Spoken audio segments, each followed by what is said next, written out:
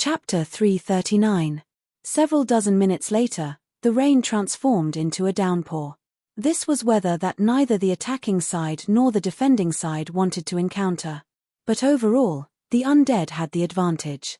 For the attacking side, reinforcements might arrive even later, and the attacking side soldiers would also be affected by the heavy rain, but it wouldn't actually have much of an effect.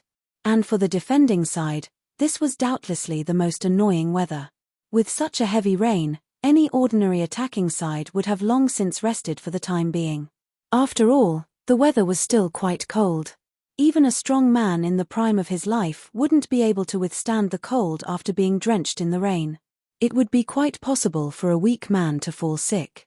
Even if it was just the coldness of the rain and the discomfort caused by the lack of vision, it was enough to severely affect the morale of the humans. It was common sense for any battlefield commander to never fight or march in a cold and wet rain unless absolutely necessary.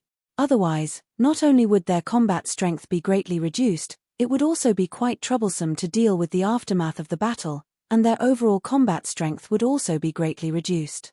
Compared to the living, who were restricted by the environment, the already dead undead were much better off. The undead wouldn't fall sick. Although they would hate the rain that would make their weapons wet and affect their vision, and their movements would slow down because of this, perhaps even searching for their missing eyeballs or teeth in the ditches on the ground, they wouldn't be unable to fight because of the heavy rain. Damn it, how much longer is this rain going to last? I wasn't annoyed because the battle would be difficult.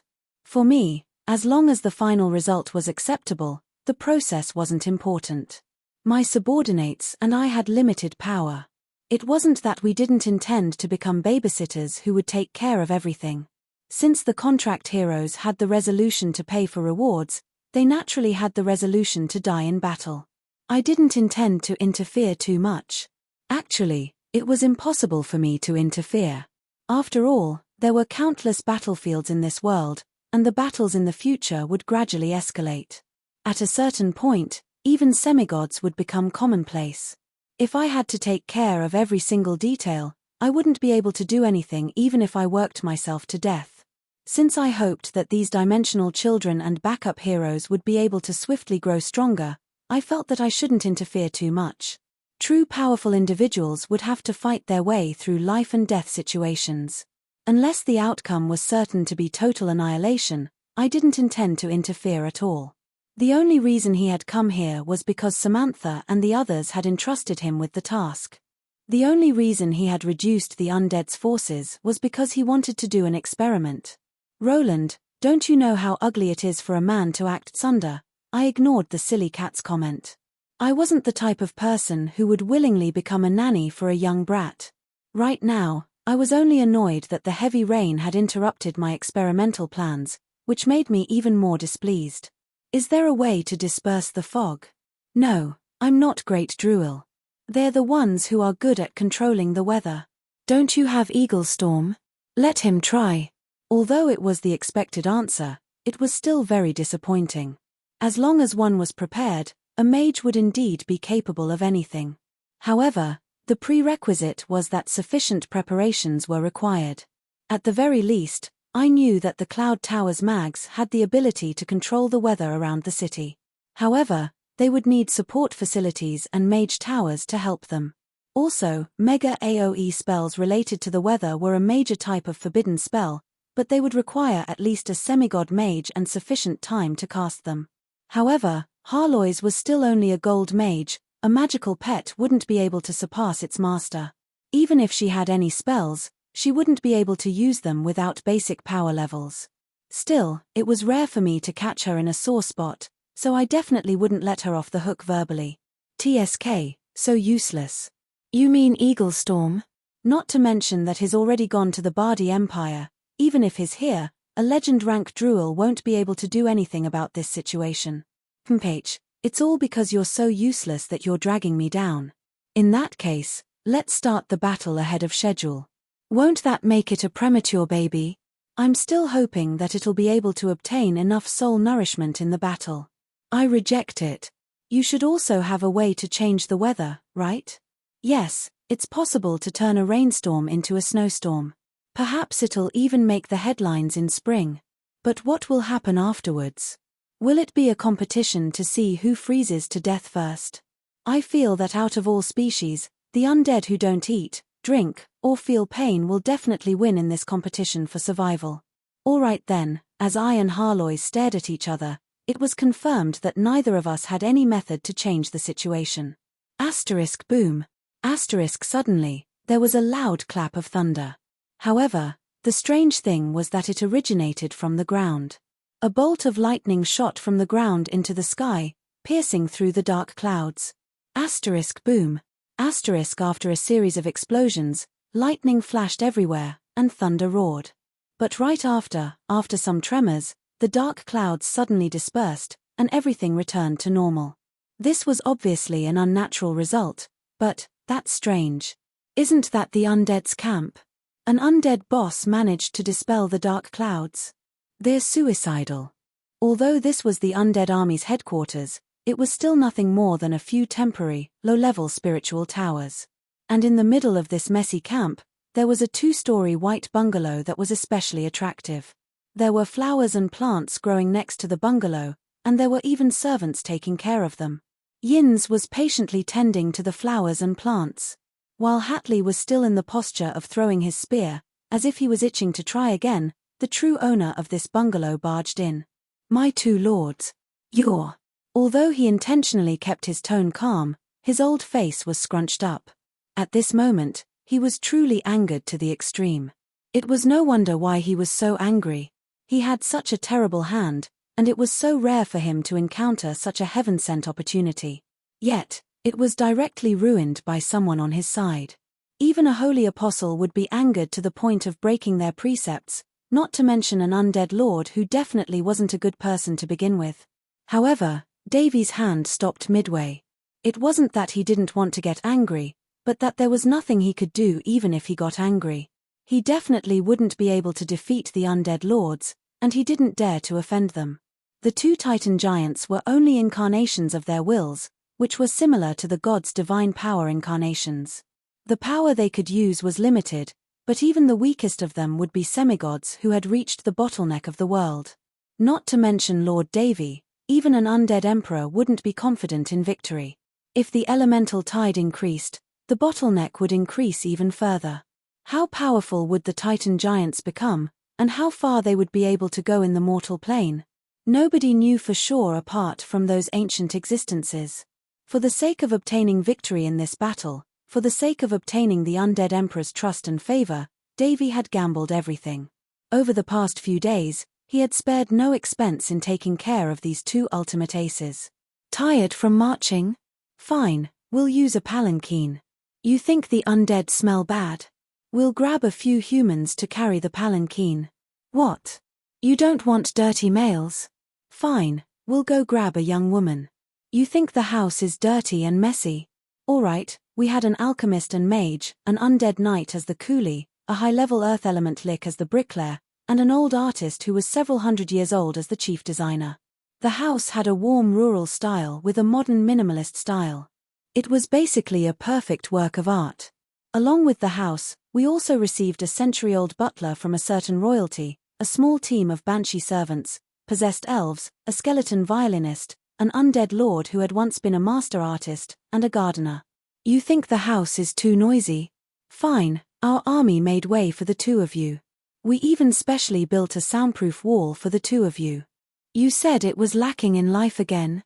Fine, the undead army went out in full force and finally managed to capture several vicious beasts. Only a single silver-ranked lion was left behind, which became Hatley's pet. They even planted flowers and plants around the house, and did a good job of keeping it clean and green. Were these still the evil undead that would cause the living to pale at the mere mention of them? Just where did these ace servants come from? How is this even external help? It's like we've hired 2 fathers. But at this point, Davy knew that even if it was a father, he could only endure it. There was no way out for him now. Behind him was a bottomless abyss. What do the 2 of you mean by this? Could it be that Davy didn't take good care of the house? Are the 2 of you dissatisfied? Davy did his best to suppress the anger in his heart, finally transforming it into a rather calm question. But by the time he reached the last few words, he was still unable to suppress his tone. The question turned into an interrogative one with obvious dissatisfaction. Flowers. Flowers. As expected of foolish undead. Brother Yin's means that the rain is blocking the sun, so the flowers can't even bloom. At yuan, and. If one had to use words to describe Davy's current feelings, the only word that could be used was a bunch of random code. At this moment, a mysterious sense of grievance gathered in Davy's eyes. It was far too pitiful for an undead lord to be reduced to such a state. If Davy still had tear ducts, he would definitely be crying right now. Davy could faintly see his future. Perhaps he would still be able to leave his name in the annals of history, but it wouldn't be as Asso's successor or as the wise one that he dreamed of. Instead, it would be as the stupidest undead lord in history. Davy had been born as a low-level demonic ghost and worked hard for thousands of years, only to receive such an ending. Meanwhile, Hatley smiled as he walked over and patted the old demonic ghost's shoulder. "We're tired of staying outside as well. It's time for us to leave." "Right, leave this house behind and find 2 dragons to hold it down. Perhaps we'll need it the next time we meet." At this moment, the old demonic ghost's face twisted together. He had never hated someone so much before. He was angrily shouting and cursing in his heart, but he was also hesitating whether or not he should hug Hatley's leg and beg Hatley to stay behind. Hatley was his final hope of survival. Finally, it seemed that he had toyed with the demonic ghost too much. Even Yins couldn't bear to watch any longer. "Aren't they just some little things? Before we leave, we'll flatten this entire city. Brother Yins is so soft-hearted.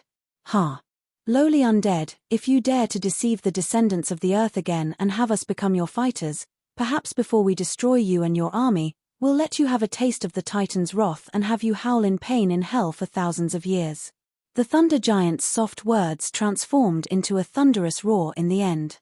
The Thunder Giant returned to the mortal world amidst a flurry of lightning. His eyes, which were filled with lightning, were now staring at the nearby Oak City. "Little things, come and play with me for a bit." At this moment, the demonic ghost lord was sprawled on the ground.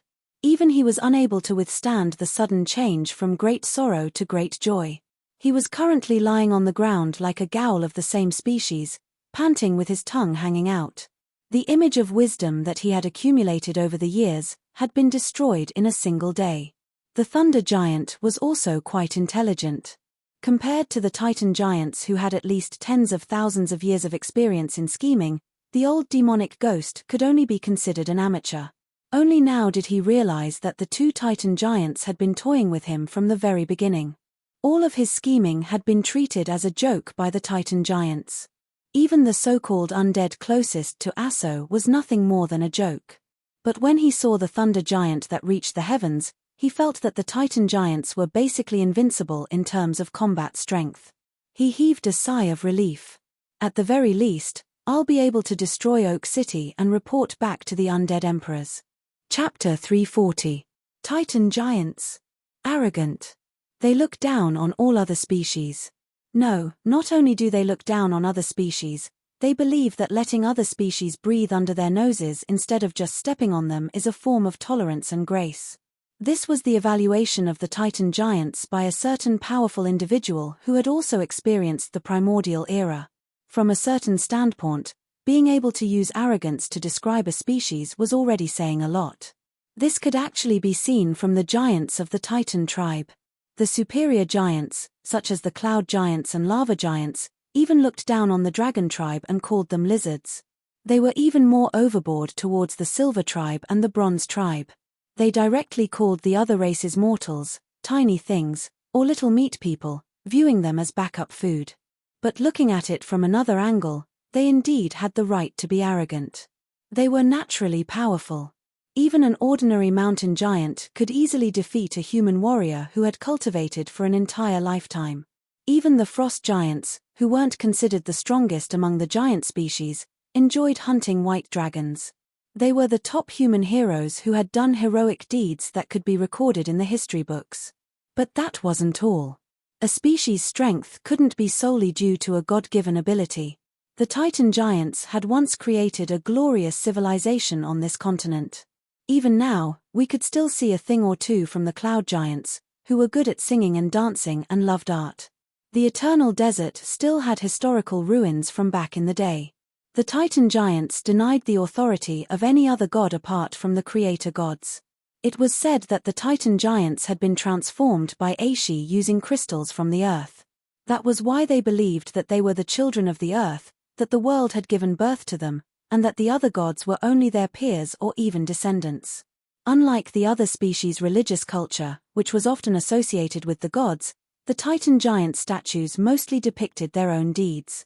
Those strangely shaped drawings also recorded their understanding of the world.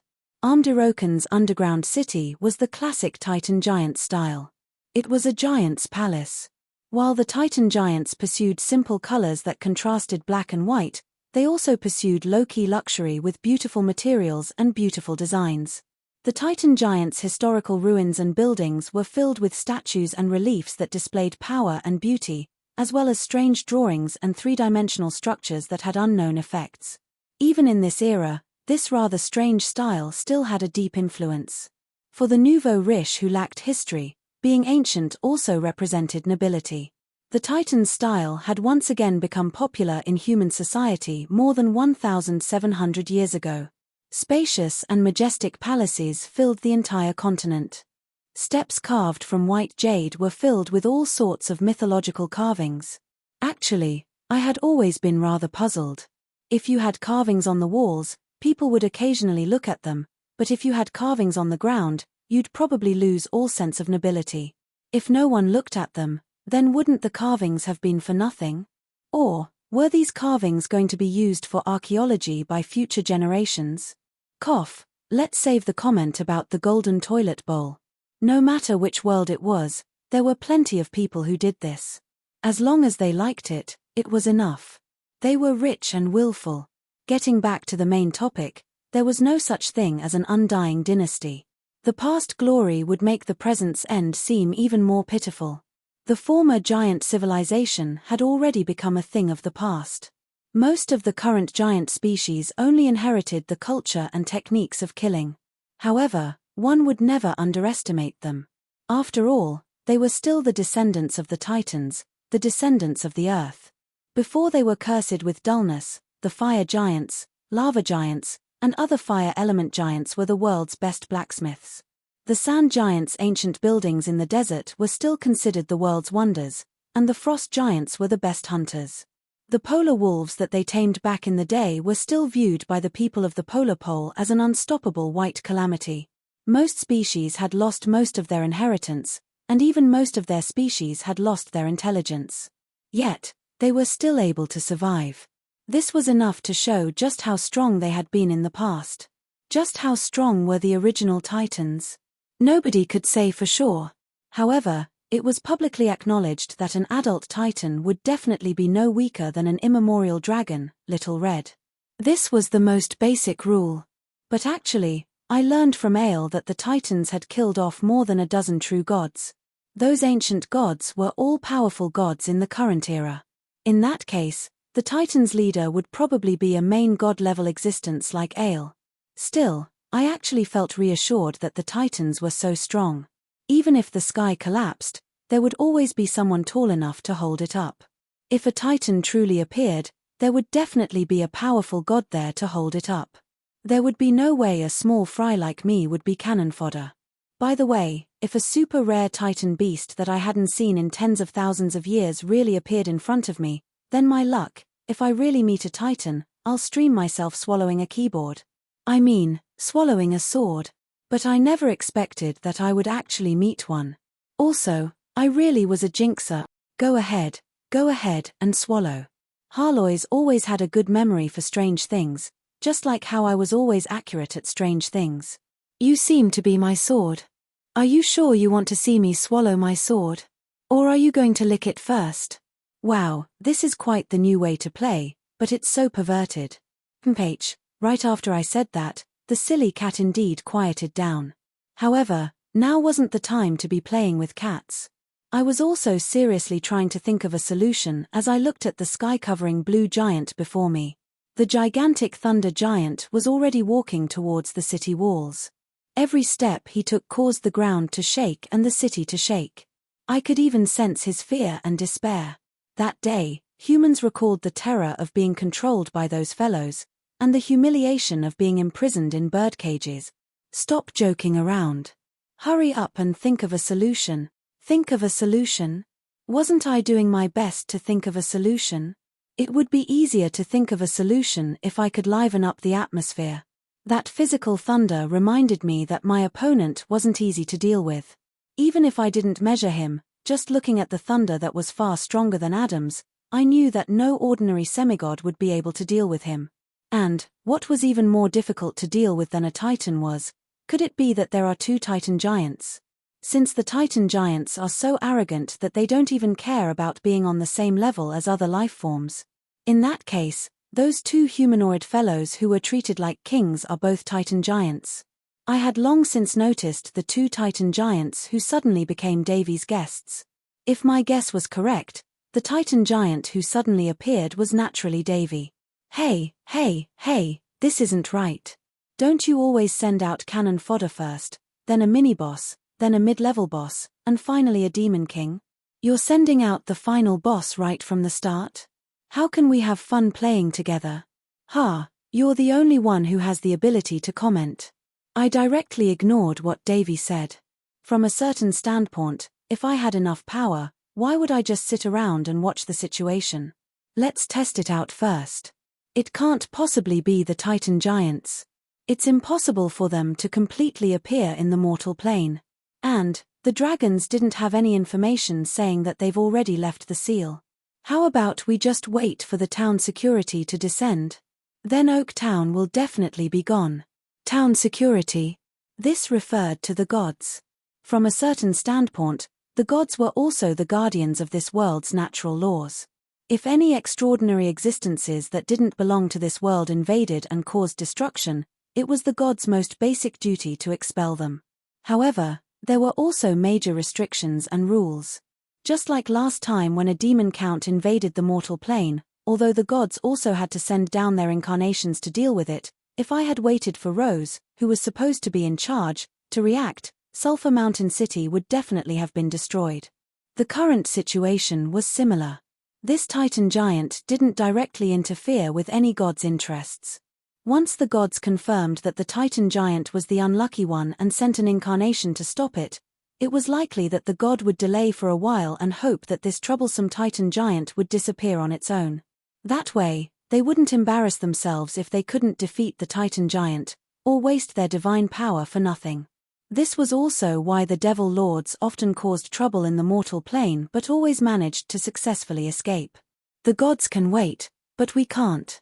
Hearing this, I could only smile wryly. Yes, it didn't matter to me, so I didn't care. But right now, we were the only ones who couldn't wait. Although I didn't want to be the contract hero's babysitter, no matter how I looked at it, this situation would only result in the complete annihilation of the contract heroes. If I just watched as the first batch of contract heroes died in large numbers due to a certain reason, the subsequent plans would definitely be greatly affected. A successful example would be just as effective as a failed example. Those who followed the trend would only look at the results, and wouldn't consider any coincidences or unavoidable forces. At the very least, let's test the titan giant first. If it's a complete titan giant, I think it's better to organize an escape team right now. Even if it was only a test, directly attacking the titan giant would be foolish. I suddenly came up with an idea. If the titan giant was slightly more foolish, perhaps there would be an unexpected harvest. RDA, it's time to use you. Yes, my master. Several seconds later, my will was transmitted to my novice servant. Boom. An orange-red meteor streaked through the sky as an explosive fireball smashed into the back of the titan giant's head. When the gigantic titan giant turned around with a shocked expression, he discovered that the mage was right in the middle of the undead faction's military camp. Beside him, a group of undead was currently charging at him.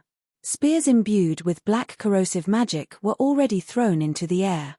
The heroic Death Knight activated the aura of desecration and curses, and the skeleton knight displayed his outstanding archery skills.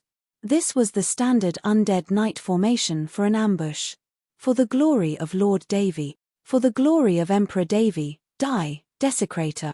Under the control of a soul contract, the Death Knight shouted the slogan of "I'll die for my master" as they charged at the gigantic Titan giant.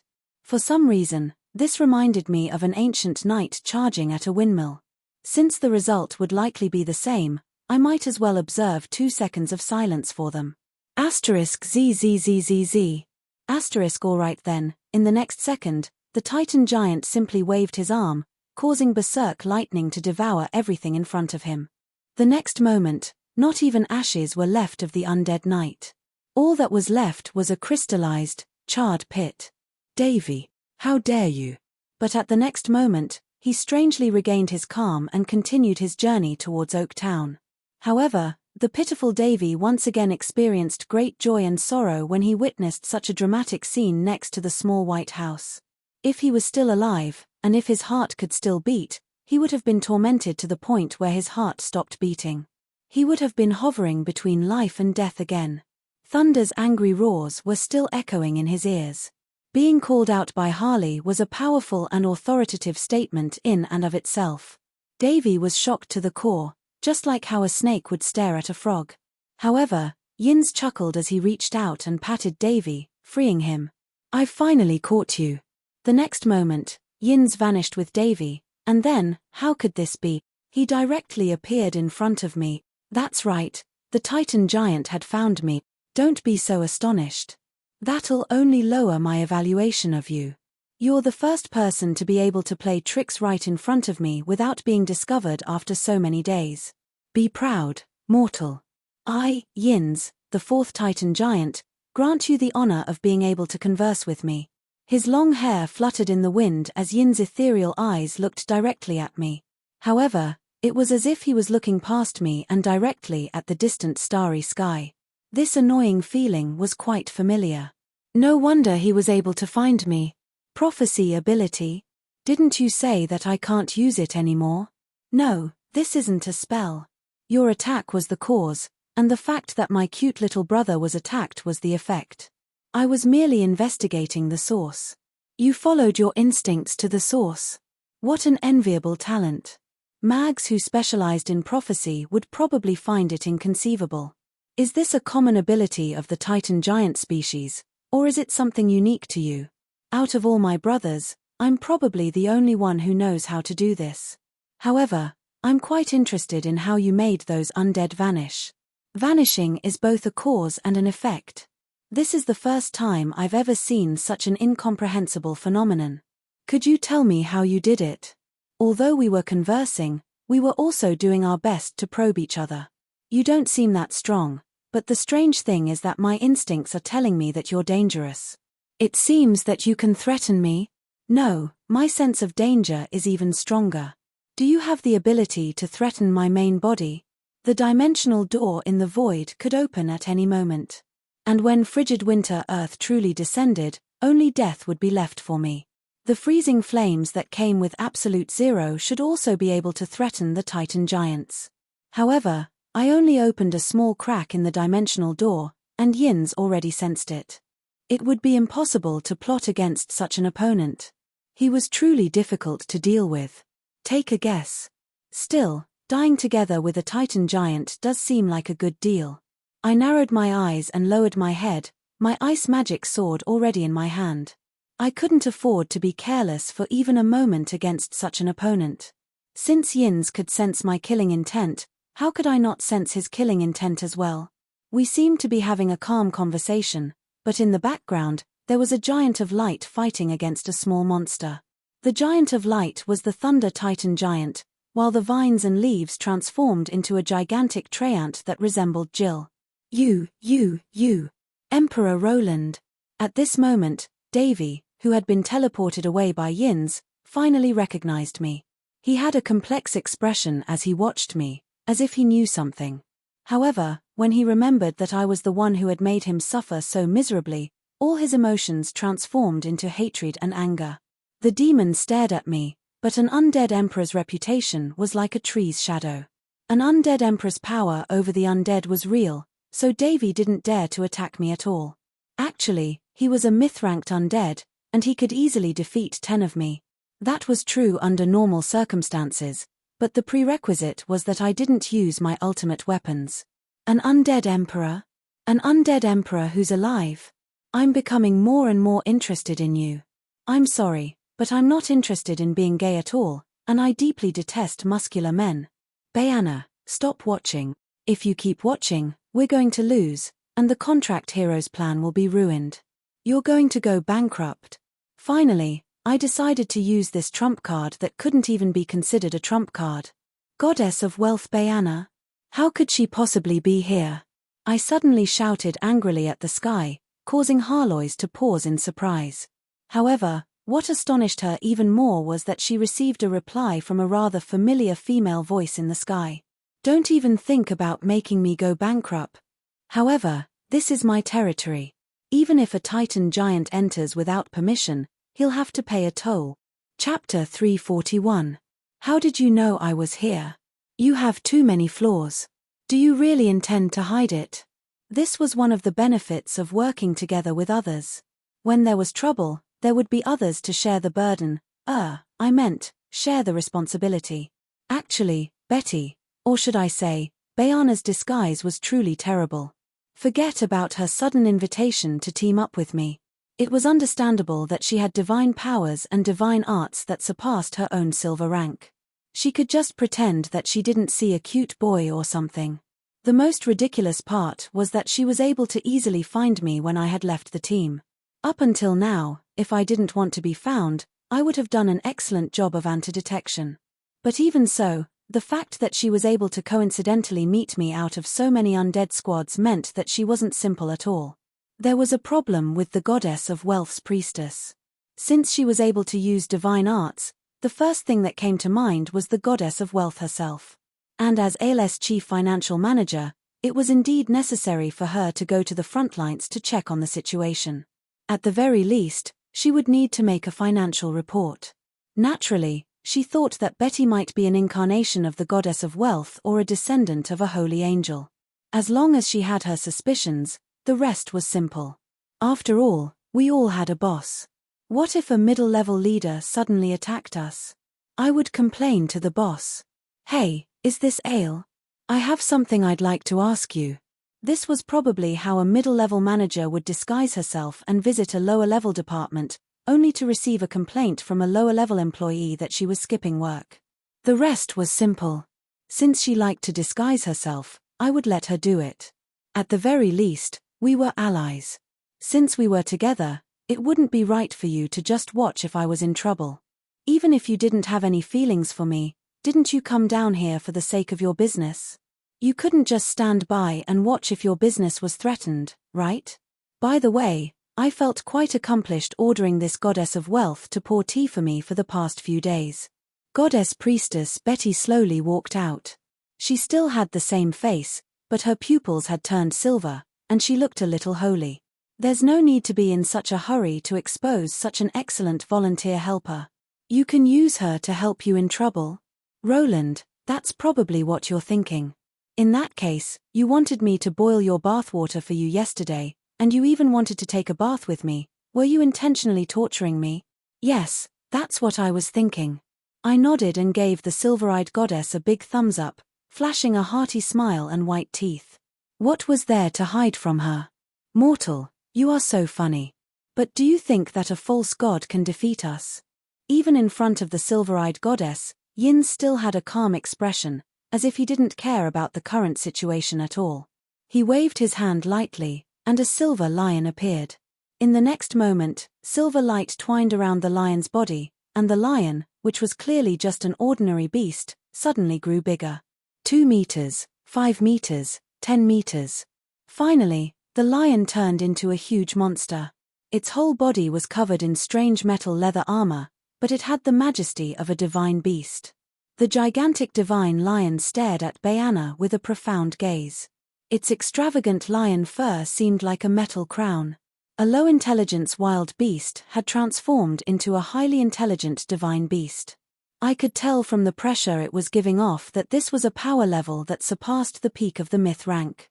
In other words, it was likely that Bayana was a semigod. I doubted that she would be able to defeat this lion.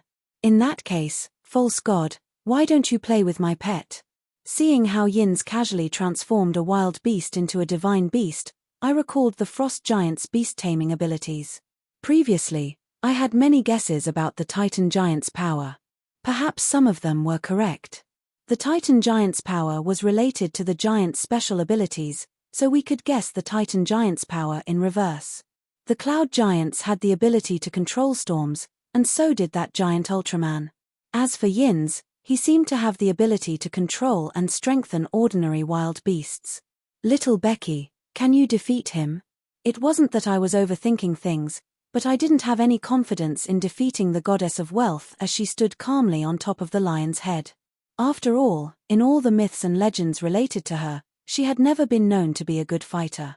The goddess viciously glared at me. It was obvious that she wanted to settle the score with me. Since Bayana was willing to appear here, it naturally meant that she had enough goodwill toward me. And since I had successfully shifted the blame shared the blame, I could finally be a little happier. She was acting as the town security, the manager of order. Even if she lost, there would naturally be a stronger town security, the higher-ups of the town security, to help her. There were also a few other troublemakers who were likely to be powerful as well, so what was there to worry about? No matter if you were a god's chosen who was capable of God's descent or a true God's incarnation, please do your best. I shall cheer for you, yep, cheer from the bottom of my heart. Words were unnecessary, and there was no need to fight. Do your best.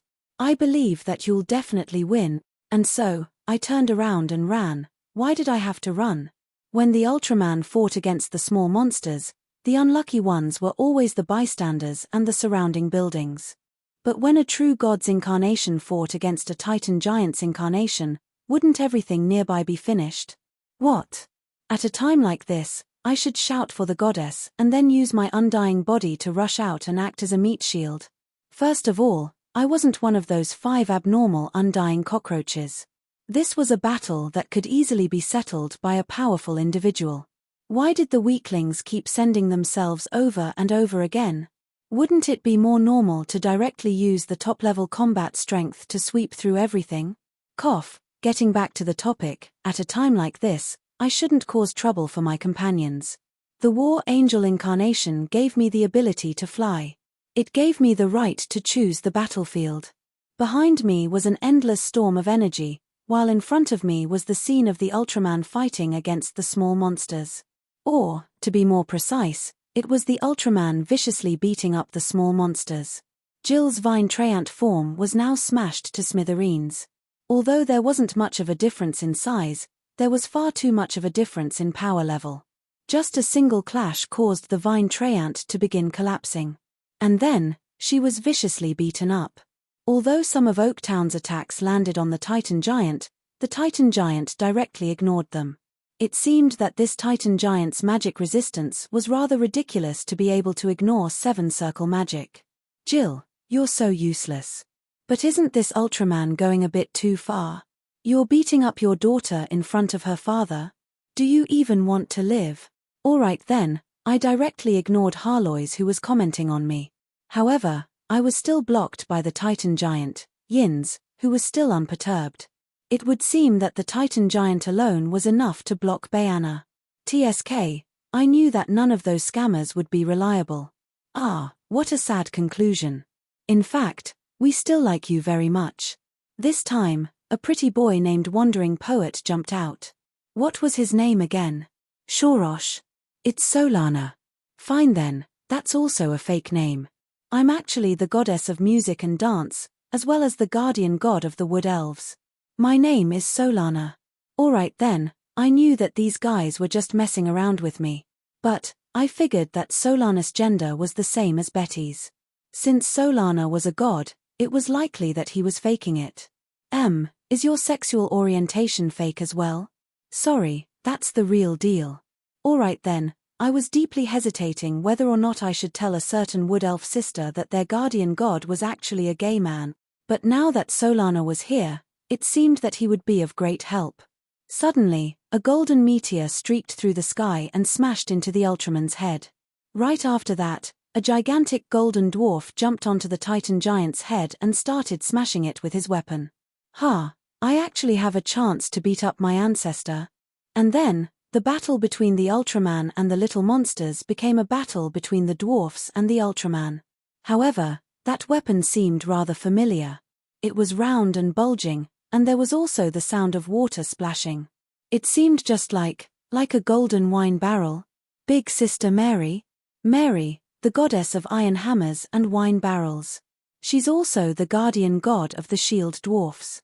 Apart from her age, everything else is real, including those naughty brats at home.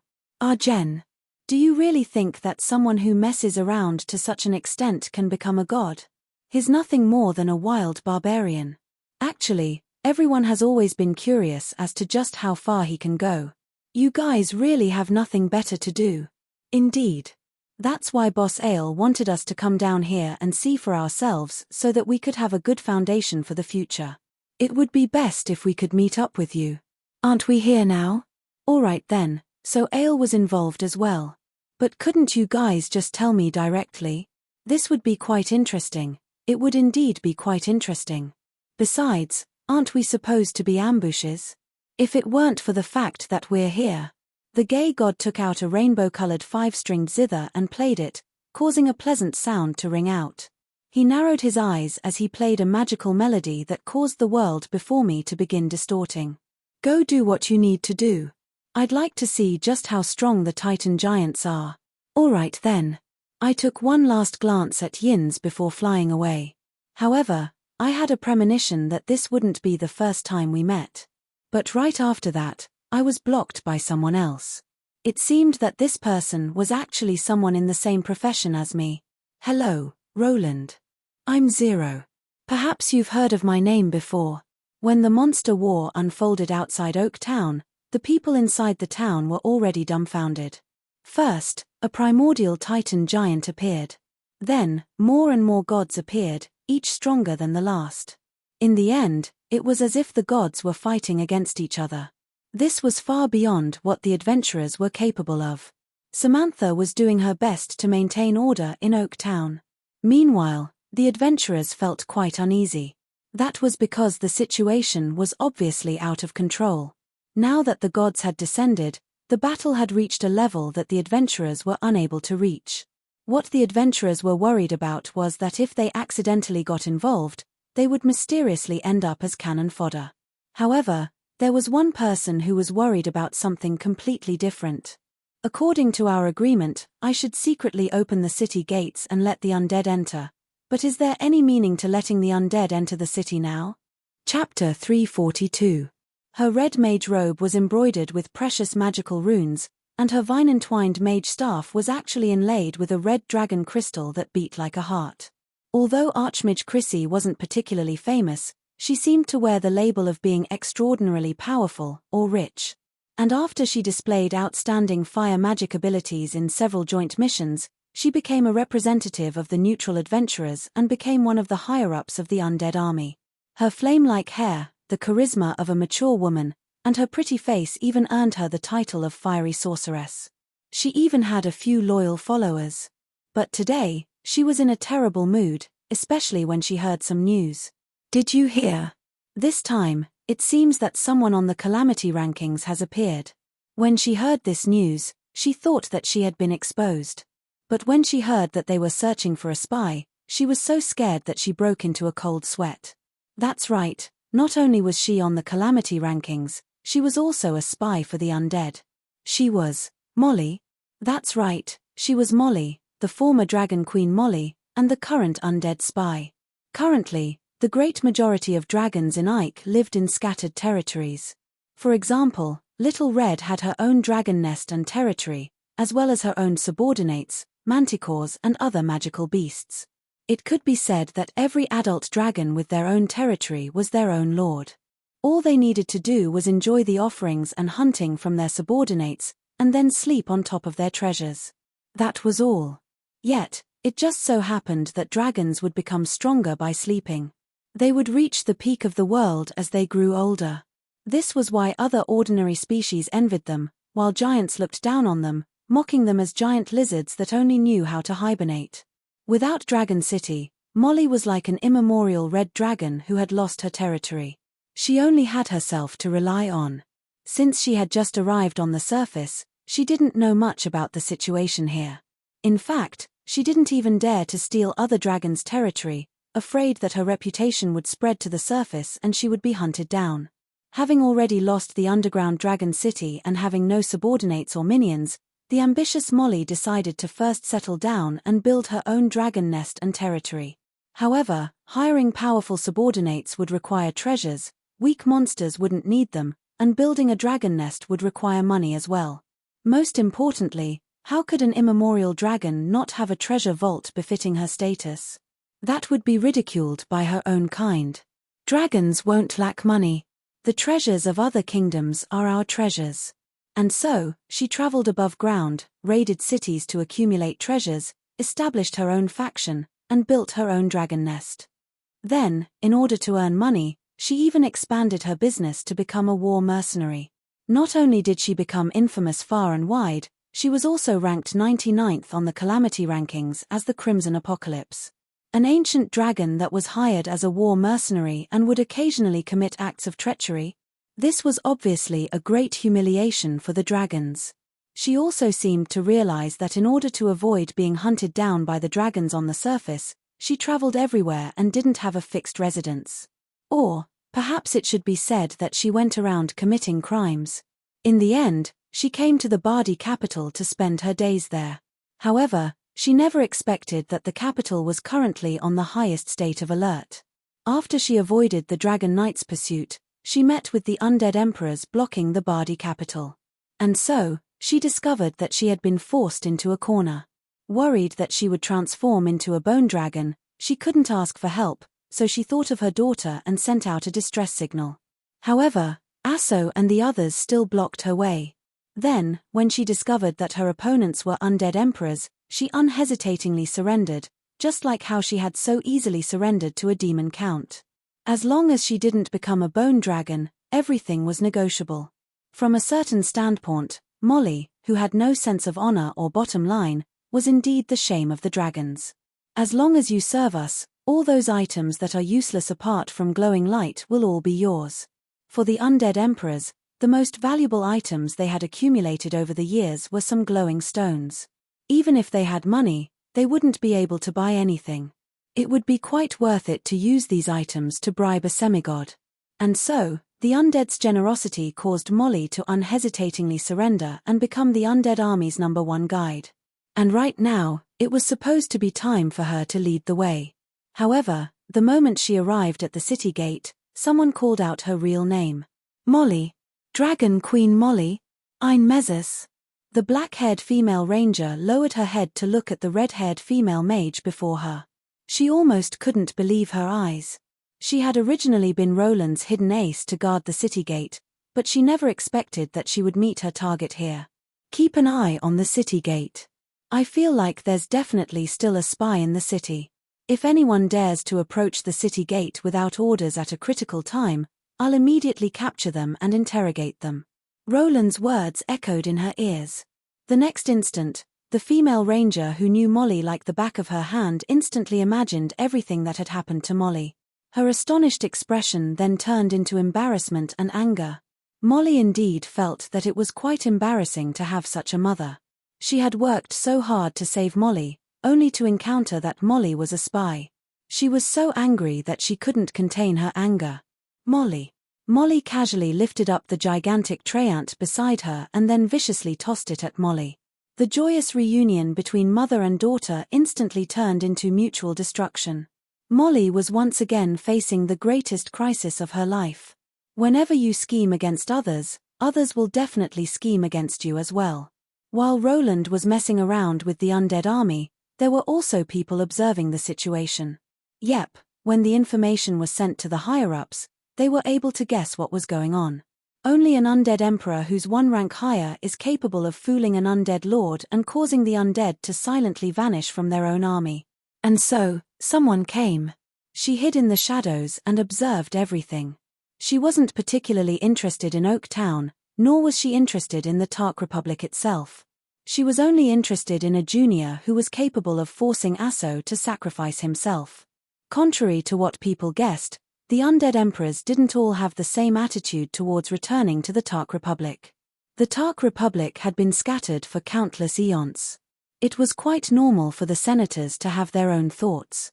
Some had already settled down in the Tark Republic, some believed that the past should be left in the past, some didn't even have any memories of their homeland, and some were worried about what they would be once the Tark Republic was re-established. The ancient existences who didn't want to return to the Tark Republic only gave some support out of consideration for the Tark Republic. However, they didn't directly participate in the Tark Republic. There were also some neutral undead emperors who didn't care whether or not they returned to the Tark Republic. That was why only the undead emperors from the Tark Republic and the neutral faction participated in the Tark Republic's return. There were a total of 13 undead emperors, but they were faintly divided into two factions. If Asso was the backbone of the Tark Republic's return faction, then Zero was the backbone of the neutral faction. Most of the time, Zero didn't take the initiative. Her death plane, which had an incredibly low temperature, was incredibly suitable for her to live in. She had only participated in the Tark Republic's return because of her personal friendship with Asso. And now, for the sake of her old friend, or perhaps one should call her old lover, she decided to personally find the murderer. Perhaps you've heard that my real name has already been forgotten. They all call me Zero. The lone undead emperor before me had no intention of hiding her true appearance. Silver light slowly flowed from her translucent body. She wore noble attire that was so ancient that it was unrecognizable, together with a gentleman's hat that was also from the same generation. She was slightly bowing in ancient etiquette. She was an ancient ghost who gave off a strong feeling of space-time disorder. Zero? Of course I had heard of this name before. She was an undead emperor from the ice plane, one of my own kind. However, I never expected that she was a female ghost. It wasn't that I was biased against females. Fine, I was biased against ghosts. Out of all the undead, ghosts had quite a high starting point. However, they had the lowest growth rate. Unlike banshees whose souls had already materialized, ghosts were usually just shards of their own souls. They didn't have physical bodies, so they were immune to physical attacks, had powerful natural talents such as negative energy, and so on. However, they were also quite difficult to use their physical bodies to improve themselves. Since they didn't have a physical body to protect their souls, they were also weak against light and positive energy. However, nobody would dare to underestimate Zero because of this. After all, the fact that she was an undead emperor spoke volumes, even if it was impossible for her to be in her complete form. Her slender phoenix eyes were smiling, as if she was looking at a junior that she admired. The ghost from the frost hell clapped her hands lightly. Although I have so much to say, I'll ask you to die for Asso's sake. My entire world instantly changed. This was a soul world that was almost real. I saw a vast expanse of white in front of me. A chilly wind kept blowing with snowflakes. Everything was frozen. This powerful feeling of being in a different world made me feel refreshed. Yes, I felt really comfortable. This land of ice and snow was also my home ground. I could sense how familiar the rules of this world were, just like the snowy mountain that Frigid Moor lived in. Her eyes didn't have any ill intentions as she looked at me. However, it was obvious that she wanted me to die. The undead emperor didn't intend to say anything else. She wanted me to die. Asterisk clap. Asterisk the white ghost king clapped her hands again, causing a chilly wind to blow. The temperature suddenly dropped again, instantly transforming humans into ice sculptures. Zero's soul world seemed simple, but it was actually incredibly fatal. Just the extremely low temperature alone was enough to kill all life. That's it. The ghost appeared rather disappointed. Asso had sent me a message before he died, but it seemed that he thought highly of this young man. If Zero died so easily, it would seem like Asso's judgment was too poor. Although I also want to play dead like this, it's far too rare to meet an undead emperor. It's even rarer to meet a senior who also cultivates ice magic. It would be such a waste to miss this opportunity. It's impolite not to reciprocate. Senior, please have a taste of my ice. Chapter 343. When so many things happened and the big bosses jumped out one after another, the original big boss was forgotten in the face of the sudden change in the situation. After sensing Undead Emperor Zero's pressure, Davy was both delighted and anxious. It was evident that Zero hadn't informed him of her arrival at all. Not only that, how long had she been hiding in his army was another problem. I'm afraid that I've already lost the Undead Emperor's trust. Davy didn't have the time to be depressed. He needed to think of a way to overcome the current crisis. He looked around and saw that it was a battle between a giant and a god. Energy waves that were powerful enough to easily tear apart myth-ranked individuals were surging up and down. Davy didn't know what to do. Should he go help the two Titan giants?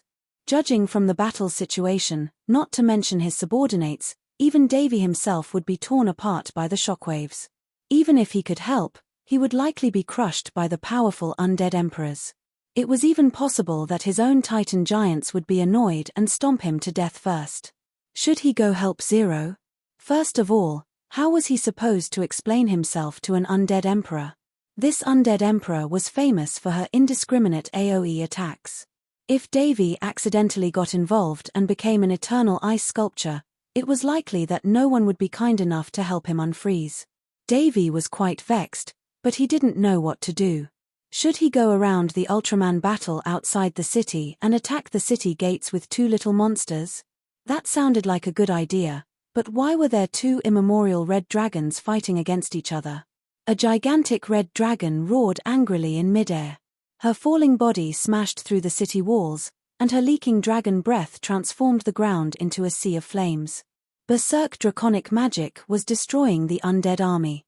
These two female dragons became the fiercest targets of the undead army. On the other side of the city walls, a berserk dwarf was currently fighting against a thunder titan giant. Her war hammer and lightning spear kept clashing against each other. Nobody would be able to survive if they accidentally collided with each other. The most dangerous part of all was still the confrontation between the two undead emperors. Although it was impossible for them to be in perfect condition, just the natural difference in power levels made it so that Davy didn't dare to get close to the two undead emperors. Even though this was supposed to be my battle, I've become a side character. These undead emperors are so willful. Many things that seemed accidental were actually inevitable. Davy did not see through them. During this period of time, if a large-scale war was started, there was a high chance that the big shots would personally take action. The creation of the Contract Heroes system, the descent of the new Silver species, the awakening of the primordial titans, and the return of the Undead Republic. Any one of these events would be able to attract the attention of the entire world. When they all appeared together, they naturally attracted the attention of the various major factions. Davy's army's attack on the wood spirits was nothing more than a prelude. The Holy War was about to begin, and the current situation, time, and location were far too sensitive.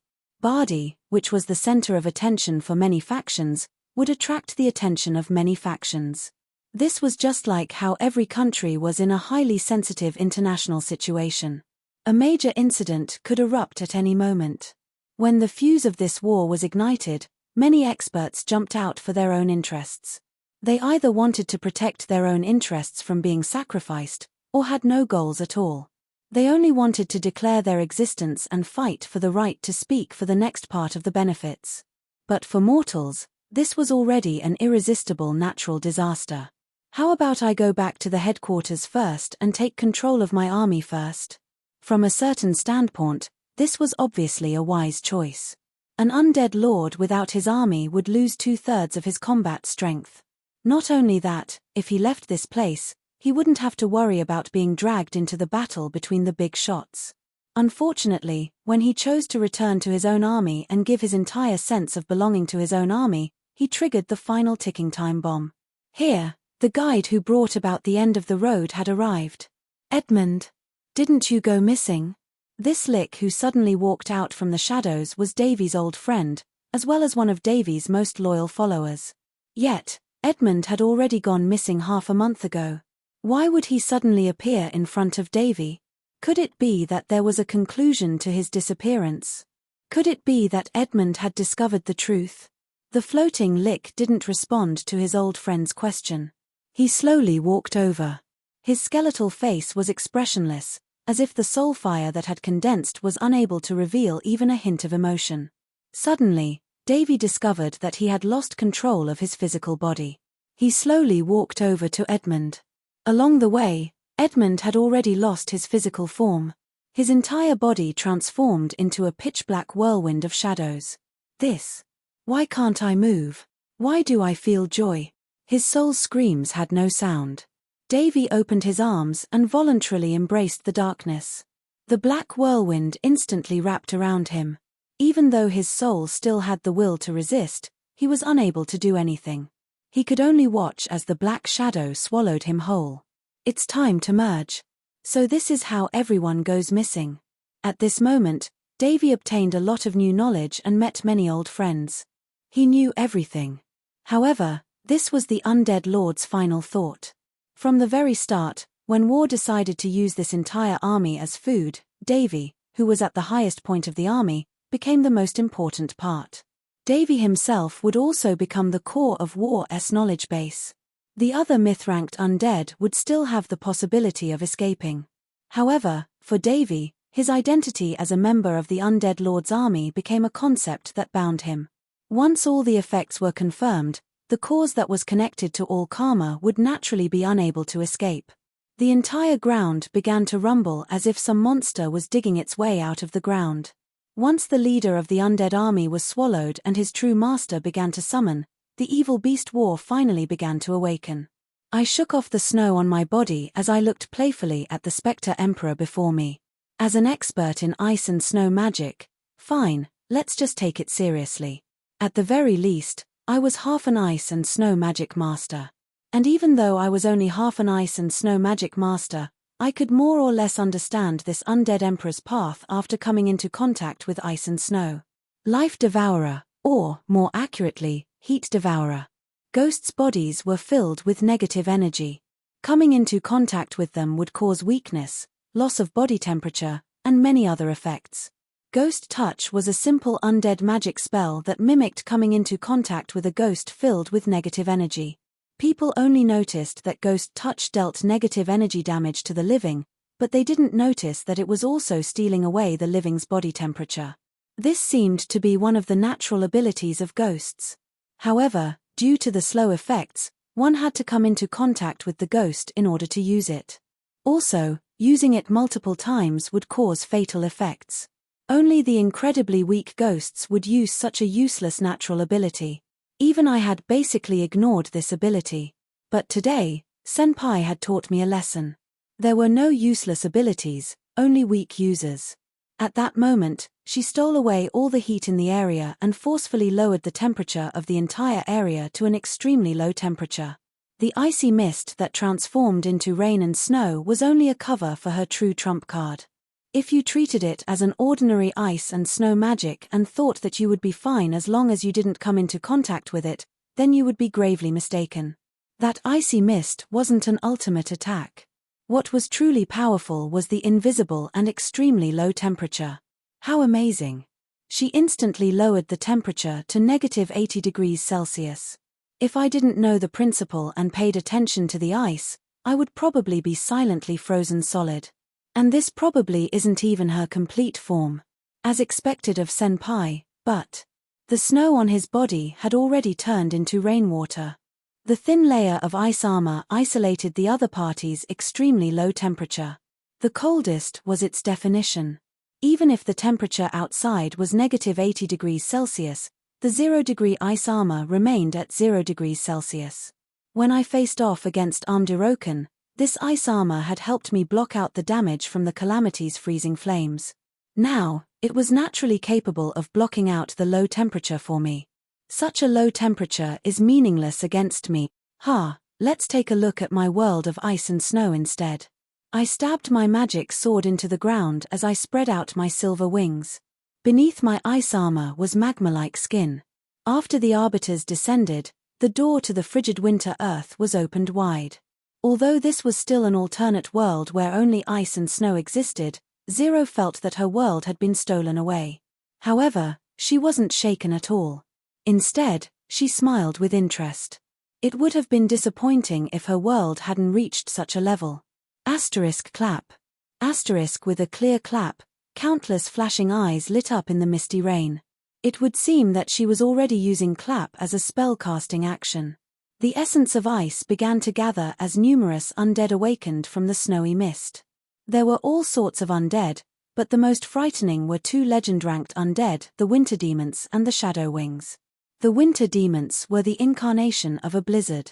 Any appearance would bring about a destructive natural disaster.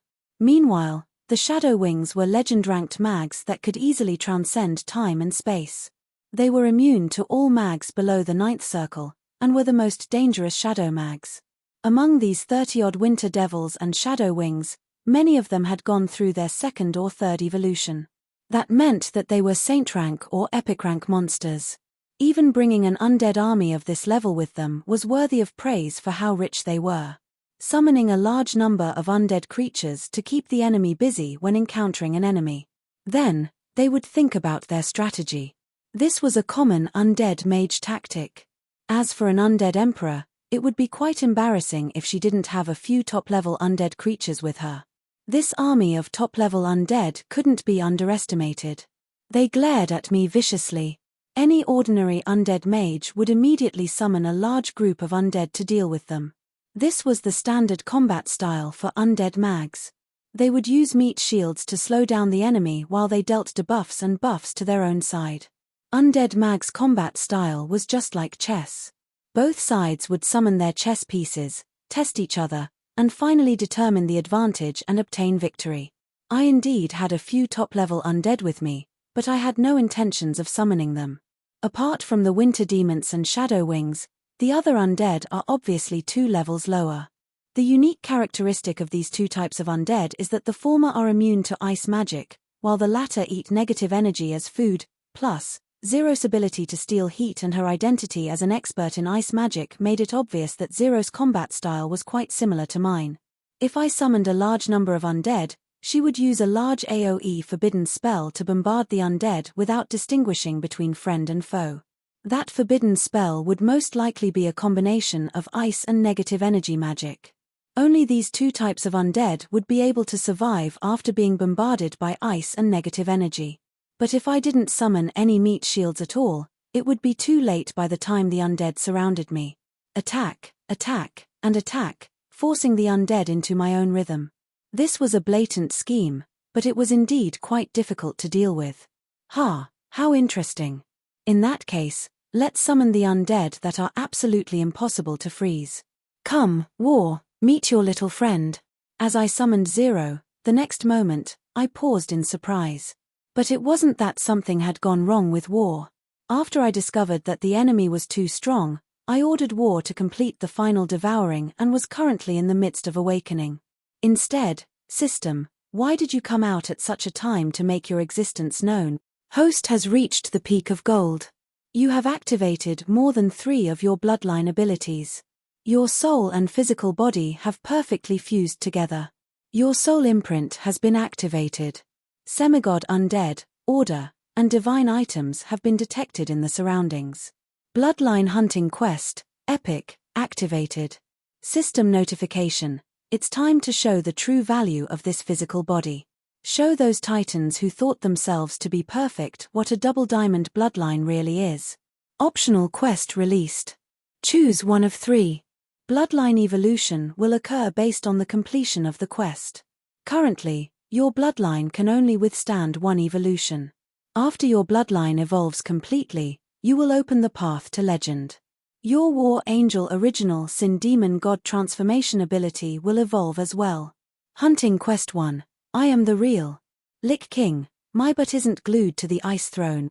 That's just a rumor. Destroy Zero's clone before you and steal her knowledge and the key to the ice dimensional plane. You will be able to improve further in your path of undead and ice. System notification. Go, young man. King Meow's beautiful future is waiting for you.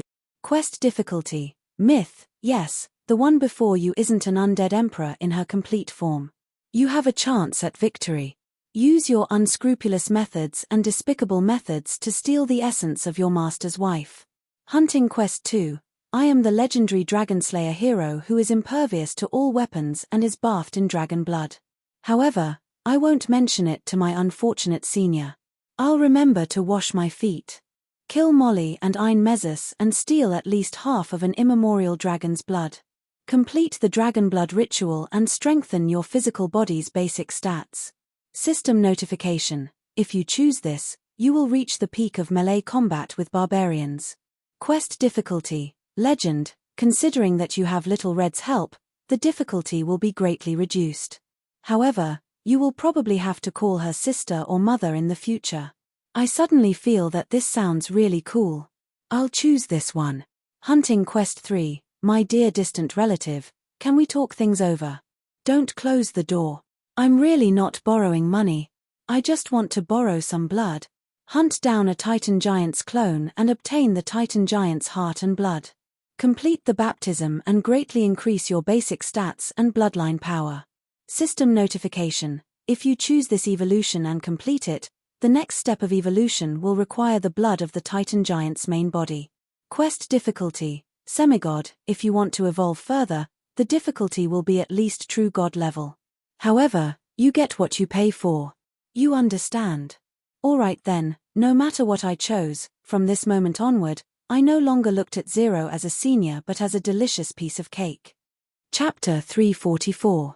The world of ice and snow kept expanding. The snow-white horizon kept extending. As far as the eye could see, the entire world was covered in white. Normally, when two soul worlds collided, it would depend on the strength of the soul world and the user's power. If there wasn't too much of a difference, then each soul world would occupy half of the soul world. And if one side was overwhelmingly stronger, then the weaker side's soul world would only be able to protect themselves. But for us, there wouldn't be any difference. At the very least, there wouldn't be any difference in appearance. What color would it be if white and white overlapped? As far as Zero could see, there was still snow everywhere. What surprised Zero was that the two ice archmages' soul worlds didn't clash with each other at all. They perfectly merged together. This obviously went against the common sense of soul worlds. While she was astonished, she also faintly sensed that something was wrong with the situation. The double coldness caused the temperature to plummet yet again. This extreme coldness caused snow to fall from the sky once again. The palm-sized snowflakes were actually ice crystals. Fatal frost would freeze the ground as it smashed into the ground. It was just like an explosion of snow. But the first to be unable to bear it were Zero's personal guards who were already used to the cold. Logically speaking, they should have long since gotten used to the cold since they came from the ice plane. But the strange thing was that in this relatively warm mortal plane, the seemingly harmless ice made them feel quite uncomfortable. The intelligent high-level undead discovered to their astonishment that the situation had already gone out of control. Their feet were now unable to move when they touched the snow. They had lost control of their limbs, and the endless snowflakes caused the high-level undead soul vision to become meaningless. In this soul world created by two undead emperors, even the legend-ranked undead were as powerless as mortals. The darkness and coldness created a hopeless situation of death. It wasn't a coincidence that they chose to use a large-scale AoE attack like a soul world. It was because of the nature of ice magic. After all, no matter if it was stealing heat or regular ice magic, both would cause a large-scale change in temperature. In that case, in order to maximize the attack's power, many top-level ice archmages would choose to use a soul world of ice. A low-temperature soul world of ice and snow wouldn't weaken the power of ice magic. Instead, it would strengthen the power of ice magic. This was the same principle for fire archmages. Many fire archmages' soul worlds would be lava or volcanoes, which would multiply the power of their attacks. It was completely reasonable for two top-tier ice mags to have similar soul worlds, but it was very abnormal for their soul worlds to overlap with each other. However, I chuckled. This abnormality was exactly what I wanted. I watched as large amounts of ice and snow descended. The hibernation chill contained within the ice and snow made even the strongest undead feel as if they were prey trapped in a spider's web. Struggling would be meaningless, and they could only obediently be frozen. The ones who couldn't understand the current situation the most were the winter devils. They were completely immune to ice, but this was the first time they had experienced the pain of being frozen. This ice and snow actually made them feel despair. When the extreme ice arrived, they discovered that they could actually still feel pain. The extreme cold caused their skin to crack, their bones to shatter, and their souls to freeze. The ice that they had never experienced before was directly damaging their very essence, causing them to recall the pain they felt when they were still alive. Gradually, when the pain gradually weakened and even disappeared, it wasn't that their physical bodies were finally able to resist this extreme cold. Instead, they had completely lost their limbs and souls. Why did it coordinate with me to increase the power of my ice domain? Then aren't you a living being? Zero didn't hide her astonishment at all. She discovered that Roland wasn't resisting her heat loss pond at all. Instead, he added something to it that greatly increased its power. Was Roland not worried that he would die in there as well? Wasn't he a living being? He even dared to increase the power of my soul world. Wasn't he afraid that I wouldn't be able to endure it first? Logically speaking, when it came to ice magic, the living would be far inferior to the undead, who weren't afraid of low temperatures. After all, many ice magic spells had large AoE effects. It would be a joke if you accidentally froze yourself to death. For undead ice magic, all you needed to do was lower the temperature, and the living would naturally die in large numbers. This was also why many liches would study ice magic as well. However, Roland was clearly a living being, yet he placed himself in an extremely cold environment. Even though this ice was capable of freezing even a winter demon, he still didn't stop increasing the power of his soul world. Was he trying to commit suicide? Of course, I had no intentions of explaining myself to Zero. Nor would I tell her that my absolute zero ice armor made the lower temperature meaningless. Nor would I tell her that I wasn't using a soul world, but rather a true frigid winter earth from another world. I didn't increase the power of my soul world. Instead, I placed my soul world within my frigid winter earth. Is it fine to just comment in my heart? I heard everything. Of course. Otherwise, how uncomfortable would it be to hold it in? Besides, it's not like Roland can hear me. I wasn't some brainless villain who would die from talking too much, nor was I some demon king who loved explaining things. How could I possibly tell my secrets to Roland? I even marked my weaknesses and treasures in red, as if I was afraid that Roland wouldn't be able to find a way to deal with me.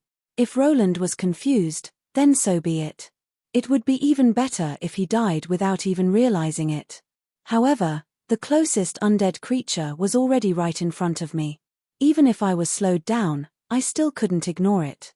And since Roland's soul world was still in a disconnected state, then, come out, Irene Baylor.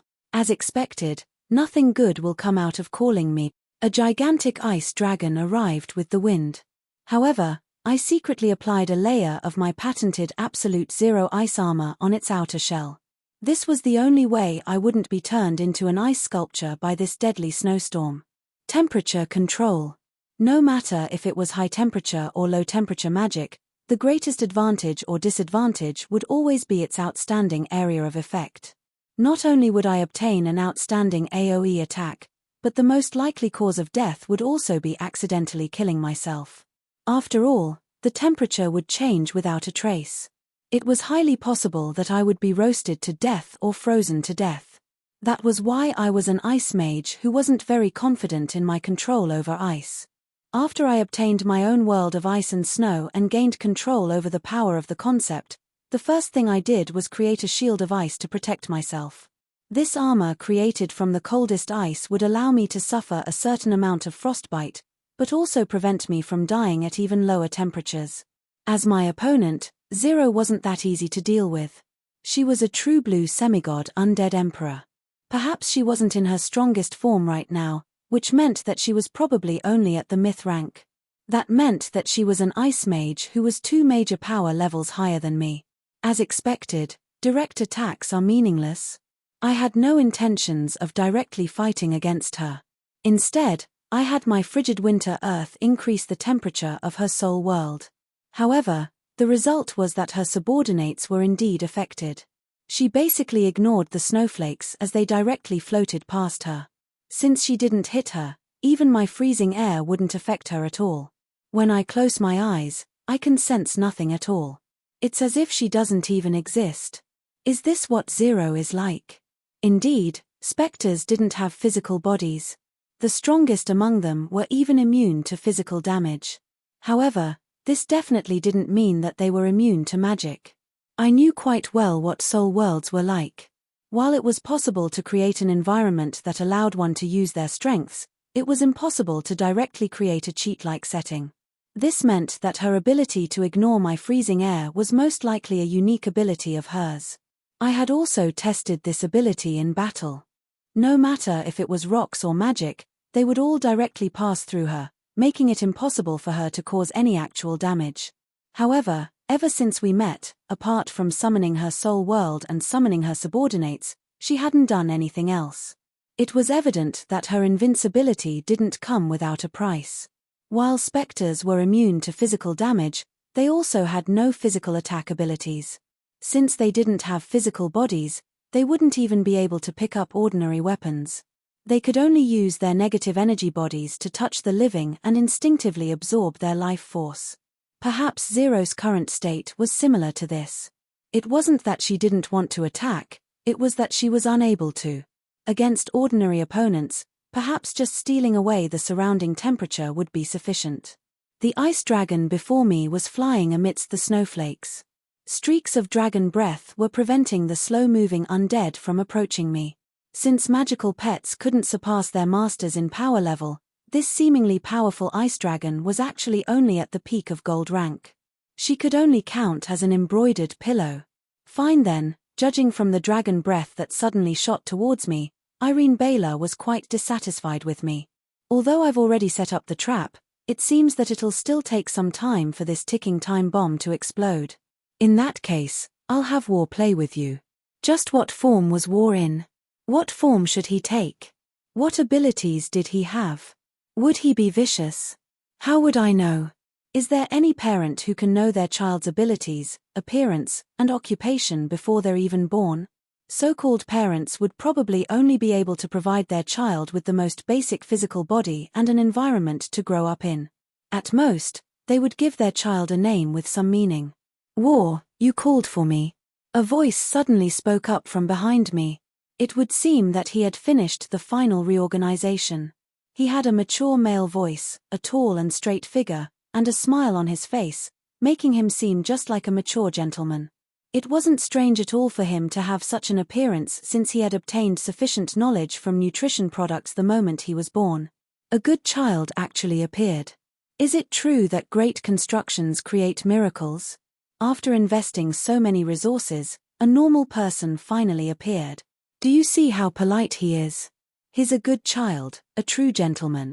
I'm not the type of person who specializes in creating freaks.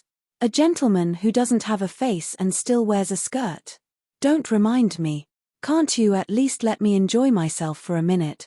It was evident that this child's mental state was still rather chaotic. He was simultaneously wearing a gentleman's clothing and skirt, and there was nothing on his face that should have a face. This is probably a problem with having a collective consciousness. Too many individuals gather into a single soul. Appearance, gender, body, and so on are all unknown, which is why he has such a chaotic appearance. Harlois, who was reliable for once, gave me the same answer. She was also quite interested in our creation. At the same time that I was facing this war, in the battle between the twin dragons, the battle between the titans and the dwarfs, and the battle between the titans and the gays, a similarly indistinguishable existence appeared. This existence seemed to be male, yet female, like a human, yet not human. It seemed to exist, yet not exist. Yes, mother is correct. Percent asterisk and asterisk and asterisk. Mother. Alright, from a certain standpoint, she was correct. Harlois had personally done most of the work. However, the silly cat was currently sending me a bunch of random numbers, which doubtlessly meant that her emotions were so complex that they couldn't be described with words. Then, according to Father's wishes, I shall display my abilities. Father, please remember that War has no fixed form. When War made his decision, the communication in human form lost its meaning. Soon, he turned back into a phantom image. In front of us, the mountain range kept shaking. Then, the ground split open, and a gigantic skeletal hand reached out from the ground. Right after that, a bone giant as large as a mountain appeared. He opened his mouth wide, and countless souls gathered in a black hole that spun in his mouth. His green eyes had an evil glint that could instantly kill the undead. If one looked closely, they would discover that this bone giant's bones were actually the combination of countless skeleton soldiers, liches, skeleton warhorses, and so on. He was the combination of countless undead. Welcome your deaths. The bone giant began his own hunt. Zero's undead became his prey. Just touching them would cause them to become a part of his physical body. War's bone giant grew stronger and stronger as he fought. On the other battlefields, similar scenes were playing out. Currently, the undead barracks were completely empty, and the few survivors were frantically fleeing for their lives. On the battlefield where the two dragons were fighting, War had transformed into an army of undead archers and necromancers, shooting countless cursed bone arrows at Molly. On the battlefield between the Thunder Titan and the Dwarf War God, War transformed into a cavalry squad that charged at the gigantic bone giant. Perhaps they wouldn't be able to deal any fatal damage to the bone giant, but they would be able to effectively attract the berserk thunder and reduce some of the pressure on the Dwarf War God. And on the battlefield between the Titan Yins and the gay Dwarf War God, War transformed into a cavalry squad that charged at the gigantic bone giant. Perhaps they wouldn't be able to deal any fatal damage to the bone giant, but they would be able to effectively attract the berserk thunder and reduce some of the pressure on the Dwarf War God. Just as War said, he was the incarnation of War to begin with, and he didn't have a fixed form. Instead, he would choose the most suitable form for himself based on his opponent, and he would constantly evolve and grow in battle. One was missing. The battle between the goddess of wealth and the divine beast lion was missing. Actually, that battle had already ended. A certain saint rank individual that had been hidden away as a secret weapon actually changed his lazy habits and volunteered to go to the most dangerous battlefield. And when he appeared and spoke to the lion for the first time, that battle was already destined to have no result. Cute little brother, may I ask if you've heard of me before? No. That's great, that's too bad. Hello, my name is Beifeng Heralt, and I'm a beast tamer hunter. Perhaps we can become friends. Chapter 345. The snow didn't show any signs of stopping. However, these two top-level ice magic mags met the most troublesome opponent they had ever met in their lives. Both of them discovered to their astonishment that the attack methods they were so proud of were completely ineffective. Their opponent seemed to be completely immune to their attacks. War's incarnation of a giant was currently whipping the ground. His gigantic fists were as fast as lightning. He instantly pierced through Zero, but it was as if he had pierced through a mirage of the moon in the water. Everything in front of him trembled, and then he saw nothing. Not far away, another Zero appeared.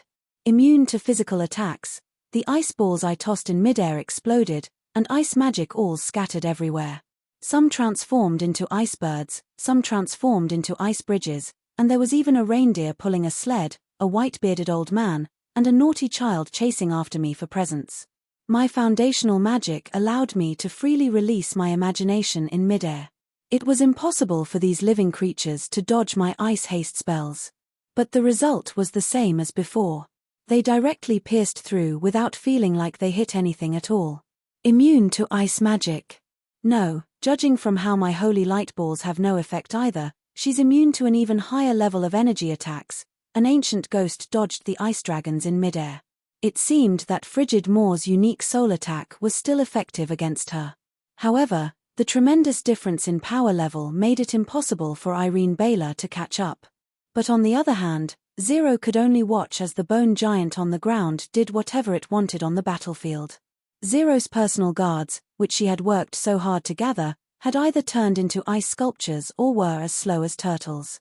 They could only serve as nourishment for the newborn undead. She shuttled through the air like a meteor, passing through circles of low-temperature zones. A large amount of ice and snow turned into a surging tidal wave of attacks, but it still couldn't break the thin ice armor. In such a nearly invincible state, She only has one method of attacking by changing her temperature. I was observing my opponent, and my opponent was also observing me. What Zero couldn't understand the most was that not only was her low-temperature magic ineffective against me, it was also ineffective against my summoned creatures. The duel between high-level spellcasters was just that boring and uninteresting. They would attack first, probe, defend, record, attack again, and probe again. They would gradually figure out the opponent's trump card, understand the composition and characteristics of the opponent's abilities, and search for the opponent's weakness. When all preparations were complete and they were certain that they would win, they would then attack and deal a fatal blow. Of course, such a situation would only occur between powerhouses of similar strength. Otherwise, once one figured out the other party's level, they could just use high-level magic to crush them. From this situation, I had more or less an idea.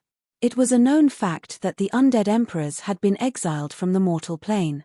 In such a situation, it was impossible for her to use her full power. In that case, she was currently an incarnation of some sort. Combining the fact that she seemed to exist and not exist, I came to a conclusion. This is a projection. According to the plane's confirmation, she's not even here. No one can attack someone who doesn't exist, so she can obtain near-invincible abilities. But as a price, the non-existent naturally can't launch targeted attacks. She can only use her special heat plunder to create a low temperature and change the environment around the projection, but she can't attack. Roland, you're being underestimated. I was unable to counter Harloy's words. She wanted to defeat me with a mere projection. It was obvious that she was underestimating me. But, looking at it from another angle, perhaps she was only here to collect information on me. Not only did her projection lack attack methods, her invincible abilities were also quite annoying. It was as if she was undefeatable from the very start. How could there possibly be true invincibility in this world? Allow me to tell my senior that times have changed. It's best not to use such outdated tricks. What should I do? Wait. She'll self-destruct if I wait? Yes. Do you really think that an undead emperor would self-destruct so easily? Or? Harloy's was unable to finish her sentence, because Zero's projection in the sky suddenly trembled and fell down. Although she soon regained her balance, judging from her astonished and confused expression, she still didn't know why she had been attacked. Yet, that invisible attack had indeed existed, which confused her greatly. How did you do it? I have my own brilliant plan. Forget it, I won't explain anymore. You won't understand even if I tell you. Impossible.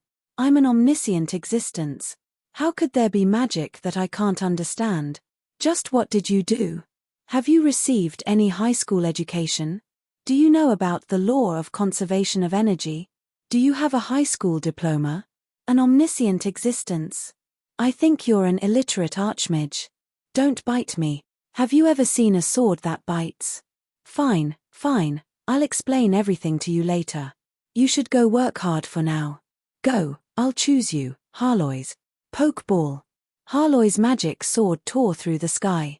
However, its target wasn't the ghosts in the sky. Instead, it was the myth-ranked winter demons that were struggling bitterly in war's hands. Existences of this level were capable of serving as an undead emperor's personal guards, so they definitely wouldn't be easy to obtain. Not even an undead emperor would be willing to sacrifice them for such a long time in such a desperate situation. As expected, Zero elegantly arced through the sky, creating a series of cold zones and countless icicles. Among the icicles, there were also various snowballs, snowy mountains, and other large ice blocks. It seemed that she discovered that low temperatures were ineffective, so she began using physical attacks. In order to increase her damage and make dodging more difficult, she even made these ice blocks into all sorts of strange shapes, but *CK, this suddenly reminds me of a very old game. Whack-a-mole? This situation caused Harloy's to have some bad associations, but it was evident that her guess was incorrect. Tetris. Alright then, since they were both smashing things from above, one depended on speed and reaction speed, while the other depended on how they were arranged. From the angle at which they were smashed, there wasn't much of a difference. Circle, triangle, and cube? How are you supposed to put them together? Are you intending to force someone with OCD to death? That's enough. Nobody forced you to put them together. Even if you put them together, they won't disappear. System notification. Isn't my service very good? I'll deduct 5 comment points from you. Nobody wants you to comment. Even though it was quite difficult for me to dodge these heavy objects, I still revealed a victorious smile. That was because I noticed that Zero's expression was becoming worse and worse. It seemed that her backlash was becoming more and more severe. Backlash? Yep, I had already set up a trap for her the moment that I discovered that she was a heat energy thief. After such a long battle, it seemed that this trap had finally been triggered. Energy theft. Then where did the heat energy she stole go? That's so illogical. To be honest, I had never been able to understand where the heat energy thieves went. But sometimes, energy wouldn't be conserved, and the heat energy would mysteriously disappear. Obviously, this other world where magic existed was just that illogical. Perhaps I should say that it wasn't magic anymore, especially when it came to the various species' natural talents. Not even magical theories could explain them. In that case, at least in my world, let's make it more scientific. The frigid winter Earth was my world. Its natural laws were my understanding of the structure of the world. Here, I was able to create the coldest ice that was obviously not magic in the outside world. Naturally, I was also able to make something that wasn't magic become scientific. The conservation of energy was a basic concept that I could understand. Since Zero had entered this world, she would have to obey its basic laws. From the moment that I used frigid winter Earth to envelop her soul world of ice, she had already fallen into my trap. Based on this world's natural laws, she could still steal heat energy. However, it was impossible for heat energy to vanish into thin air. Based on the law of causality that Titan had mentioned, the karma that was planted would eventually be traced back to the cause. All heat energy would return to Zero's main body. How much heat energy you steal, how much you lower the temperature of the entire environment, you'll experience an equal amount of energy that's forced to a high temperature. This was the power of a concept. Perhaps it seemed incredibly weak, or even dangerous, to the point where it didn't differentiate between friend and foe, but once it touched the bottom line of the natural laws, it would give even the strongest of individuals a headache. The greatest problem with power at the level of natural laws was that they were unreasonable. Their priority was far greater than any other power derived from natural laws. However, their greatest threat was that they were reasonable. Everything would be fine as long as it didn't go against their logic, but as long as it didn't, it would be forcefully harmonized. As the only creator of this world, I was the only one who knew all the logic of this world. This was also why the 2 creator goddesses of order and chaos were basically undefeatable in the world of Aishi. Apart from their individual power levels being able to easily suppress their juniors, their ridiculously high administrator authority and administrator knowledge was also the reason why it felt like they were undefeatable. And right now, I was the master of my world. Zero had already created countless icebergs and low-temperature environments. She kept creating large amounts of frost and snow. Who knew how many low-temperature zones she had created and how much heat she stole? It would have been fine if she had used normal ice and snow magic. After all, elemental composition was a fundamental law of this world. However, she used her natural talent of stealing low temperature. In that case, the heat she stole wouldn't suddenly vanish like it would in the outside world. She would enjoy the backlash of her own energy. That was why I wouldn't stop her soul world from becoming low temperature from the very start. In fact, I would even add fuel to the fire, allowing her unscientific natural talent ability to develop to the extreme. Perhaps her projection would seem fine since nobody would be able to harm non-existent matter. However, it was highly likely that her main body had already been ignited by the feedback of the heat without her even realizing it. And if the concept of karma was calculated, it would count as self-harm. How could self-harm be avoided? That was why her ability to not exist seemed to have finally lost its effectiveness. I didn't need to completely analyze how she was able to not exist. All I needed to do was use the power of dimensional laws to take advantage of her current state and make her suffer the consequences of her actions. Just what did you do? Zero's translucent ghost body actually began to melt. Her ancient dress showed signs of being burned. At the very least, at this moment, she received the strongest fear she had ever felt in her entire life. Her main body was actually attacked in the ice elemental plane. Not only that, she was the most afraid of high-temperature attacks. Not only that, even she was unable to resist such a high-temperature attack. I nodded and chuckled as I observed this situation. You want to know how I managed to attack your main body? Although she didn't reply, it was obvious that she was still confused and wanted me to explain from her expectant gaze. I'm not going to tell you. Don't look at me like that. It's not like I'm some villain who dies from talking too much. How could I possibly explain my trump cards? But I can tell you that if you don't want your main body to self-destruct, don't do anything else. Of course, I wasn't telling the truth, but I wasn't lying either. Actually, as long as she didn't use her ability to lower her temperature, she naturally wouldn't suffer any backlash. And now that I said something like that, no matter whether she believed me or not, it had already become a mental shackle that restricted her actions. Zero glared at me one last time, but her body became fainter and fainter. It seemed that she understood the situation and intended to dispel this projection so that her soul could return to her main body. But when she became transparent to a certain degree, she suddenly transformed back into a nearly physical ghost body. This time, there was a mysterious fear in her expression as she looked at me. It seemed that she had discovered that she was unable to leave. At the very least, this projection was unable to leave. Clap. I imitated Zero and clapped my hands, causing the snowstorm to suddenly disperse. Sunlight shone down from the clouds, revealing the true appearance of this frozen land. This was no longer a completely empty ice plain. In the icy ocean at the edge of my vision, I could see gigantic demon whales spitting out water pillars that were several dozen meters tall. Icebergs floated in the ocean, and not far away from us were endless mountain ranges. I could even faintly hear the roars of beasts. At the foot of the mountains, there was a forest made of ice crystals. I could even faintly see buildings at the edge of my vision. This place was becoming more and more like a real world. You want to know why you can't leave? I'm not going to tell you. Leave this clone behind and then go wonder about it yourself. Right, leave behind your essence, leave behind your knowledge.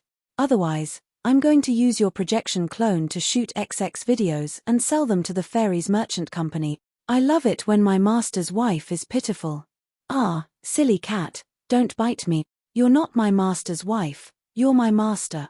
Silly cat, you won't be able to sell without pitiful things. Chapter 346. By the time I returned to the mortal plane from the frigid winter earth in satisfaction, the battle was already nearing its end. Due to the awakening of the battle, the undead army was treated as nourishment for the newborn. The last undead were devoured by the undead in large numbers, while the undead army committed mass suicide as if they had gone insane. This scared the living quite a bit. If it wasn't for Samantha telling me about the situation and the powerful individuals on the calamity rankings that she had hired to help everyone understand the situation, it was likely that the battle would have been even more chaotic. However, the battle definitely wasn't over yet, because the Titans are such headache-inducing existences. The difference between a true god and a semigod was probably their control over the natural laws of the world. Although they had control over the natural laws of the world, they were also bound by the natural laws of the world. A semigod that had lived long enough wouldn't necessarily be weaker than a true god even if they didn't borrow the power of natural laws. However, even the weakest true god would be difficult to deal with due to the power of natural laws. Unfortunately, the true gods who weren't weak were currently being suppressed by the Titans, who were even stronger. Mary's current appearance wasn't as golden as she had been when she first appeared. Her entire body was charred black from the traces of lightning. As for the gay Solo, half of his body was frozen. It seemed that Yin's was indeed the ancestor of the frost giants. Apart from taming beasts, he also had the power of ice. I could understand the true god's weakness. After all, one was a god of art, while the other was a god of smithing. Neither was skilled in combat. Not to mention, the adult Titan giants would have countless years of combat experience. Still, as a god, It would be far too embarrassing to be beaten up by a Titan giant's incarnation in front of everyone. However, the turning point of the battle had already occurred. Due to certain unspeakable reasons, the goddess of wealth Bayana's battle ended earlier than expected. When she chose to help Mary, both of them were high-level existences incarnations.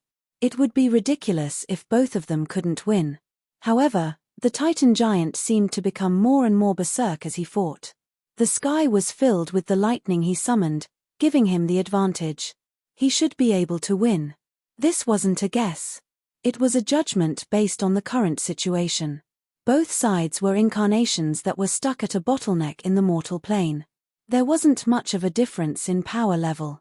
If the two true gods were forced into a corner, they could directly self-destruct their incarnations to teach the Titan giants a lesson. The battle between the two dragons at the city gate ended much faster than expected. Apart from the fact that the enraged Little Red's combat strength had increased explosively, the main reason was that Molly was completely out of sorts. Ever since he was forcefully converted into an inferno demon dragon in the underground world, although his physical combat and fire breath had improved, when considering the inferno demon dragon bloodline's reputation in the mortal plane, along with the bloodthirsty, berserk, and other negative traits, it didn't seem like a good deal. If Molly didn't want to go to the Chaos Abyss, he would have to think of a way to solve this problem. And so, Molly attempted to use a secret technique of the dragons to reverse the purgatory transformation and restore the pure immemorial dragon's bloodline. Fortunately for her, since the transformation didn't take too long, and the person who had transformed herself had already perished, Molly, who had mastered countless secret techniques of the dragons, was able to successfully reverse the transformation. However, this did not come without a price. This kind of transformation was equivalent to cutting off a part of her that had already turned into purgatory. Not only would she enter a weakened state for several years due to the great loss of blood, her strength would also decrease by at least 20%. For a short period of time, she would also need to use a portion of her strength to suppress the remaining purgatory blood in her body. It would already be good if she could have half of her combat strength. And so, Molly was viciously beaten up by her own daughter. However, everyone knew what Molly's personality was like. She had surrendered when a demon earl threatened her life. She had just become the new undead emperor's disciple when the situation took a turn for the worse. She had been blocked by an undead emperor in the Bardi capital, and even though she clearly had the strength to fight, she had immediately surrendered after being threatened and bribed. She had even begged for help from her daughter, who had a grudge against her. To quote Little Red's original words, Molly says that the dignity of dragons is above everything else, yet she's sitting on her so-called dignity. Molly is the shame of all dragons. And so, when Molly discovered that her own daughter was far stronger than she was, she immediately surrendered. However, the result was that Molly was beaten up even more viciously. That was because Little Red became angry whenever she saw Molly's lack of dignity. I surrender. Little Red, stop hitting me. Molly shouted out Little Red's baby name as she used her wings and arms to protect her head. However, Little Red's ugly behavior of covering her head and scurrying away made Little Red even more furious. She used her dragon tail, dragon claws, and dragon fists in succession. She waved her dragon wings and swept her dragon tail as she used all sorts of techniques to viciously attack Molly's face. No matter what, I'm still your mother. Can't you at least give me some face in public? You're still hitting me. Unfilial daughter, I'm going to fight you to the death. Molly's resistance aroused Little Red's fighting spirit. She attacked even more viciously. She even used draconic magic and directly spat dragon breath at Molly's face. Stop hitting me, it hurts. Please forgive me since I gave birth to you. Molly begged for mercy again as she attacked even more viciously. At most, I'll just die together with you. She was being stubborn and even more vicious. From a certain standpoint, Molly was quite unlucky. If she had been stubborn to the end, Little Red would have viciously beaten her up to vent her anger. However, the result of Molly repeatedly begging for mercy and fighting with all her might was that Little Red's beating became even more painful. Molly was now covered in wounds, with scales flying everywhere and dragon blood flowing everywhere. Even the spectating adventurers were tempted. Dragon blood from an immemorial dragon. 1 liter can be sold for at least 1,000 gold coins. And scales, dragon scale breastplate. 50,000 gold coins for one. Don't go over, team leader. You'll die if you touch it. This was a certain greedy team leader. His eyes were filled with nothing but gold coins as he unhesitatingly approached the deadly battlefield. However, he was forcefully stopped by his team members. However, a priest suddenly sighed helplessly and cast a divine buff spell on himself. He then carefully went up to steal Molly's blood. Anlan, you're insane. Even if you're a priest of the goddess of wealth, you can't go all out like this. You've never been this insane in the past. You're suicidal. Even if you're blinded by greed, you don't have to go this far. The priest named Anlan shook his head with a bitter smile, his face full of helplessness. It's not that I'm blinded by greed. It's that I just received a divine oracle. If I obtain dragon blood, I'll receive 2 levels of divine favor. If I don't, I'll have to go all out and return to the priest academy as a trainee priest. If I accidentally die, she'll have me go to her divine oracle and become a god's envoy. Anlan's team members opened their mouths wide as they looked towards the north. The goddess of wealth had just performed her divine miracle and was currently fiercely battling against the titans. Molly and Little Red both had semigod combat strength, and a true god's incarnation was also at the semigod level. There was no reason why she couldn't descend into the mortal world. Dragon blood from an immemorial dragon was a precious treasure even to the gods. However, only the goddess of wealth would disregard her reputation and ask her believers to collect it. Should I say that as expected of the goddess of wealth, Bayana? She's so greedy for money, even now. Anlan's team members stuffed the rest of his words into his mouth. Anlan was badly frightened. Are you an idiot? That's blasphemy against a god. Not only that, you're so close right now, and you even said the goddess's name. She heard you. Anlan stopped midway through her angry roar. She then had a strange expression as she spoke to the unlucky person who had caused trouble for himself. Okar, the goddess just gave me another divine oracle. She said that she heard it already. If you don't give her 2 liters of dragon blood, she'll make you go bankrupt tomorrow. True gods wouldn't lie. Based on my understanding of the goddess, she's so petty, she'll definitely do what she says. Ah, glorious goddess of wealth, I definitely didn't mean to be blasphemous. Please don't increase my quest to 3 liters. I'll really die. Alright then, now it was 2 people who had caused trouble for themselves. But unfortunately, both of their quests were destined to fail, because an even more vicious one had arrived. Get out of my way. Little Red, help me hold down Molly. I'm going to give her some blood. Yep, I was back. As for the battle between the gods and the titans, let them slowly fight it out. After all, the titans hadn't self-destructed yet, so they were probably still gathering information on the titans in preparation for their future duel. Since they were so busy, I might as well complete my own quest to level up first. Wasn't it already completed? Wasn't it supposed to be 1 out of 3? Why would I choose this quest to level up as an undead emperor when I already had a better choice? Mitch, how many years has my system made me suffer for? I'd be an idiot if I couldn't even see through the trap in this quest. This was what the quest said. Sad smiley host has reached the peak of gold. You've already activated more than 3 of your bloodline abilities. Your soul and physical body have perfectly fused together. Your soul imprint has been activated.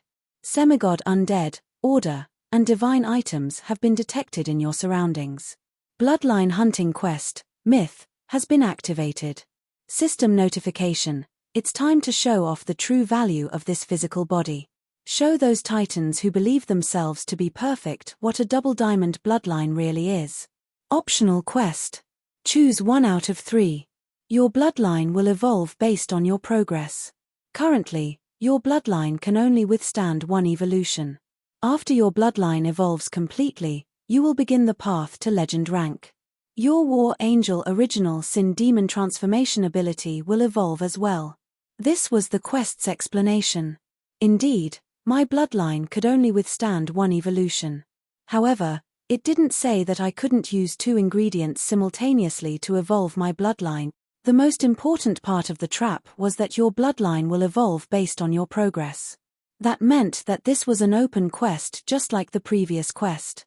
The rewards would depend entirely on your progress. If I only managed to complete one item in the end, although I could still complete it, the system would probably mock me for not knowing how to take advantage of the opportunity. Are you blaming me? TSK, how many times have I been scammed by you? I still have a good memory. Ha, don't be so happy just yet. You need half the blood of an immemorial dragon to evolve your dragon bloodline. That's a lethal amount. Are you sure that Little Red won't turn on you after you kill Molly?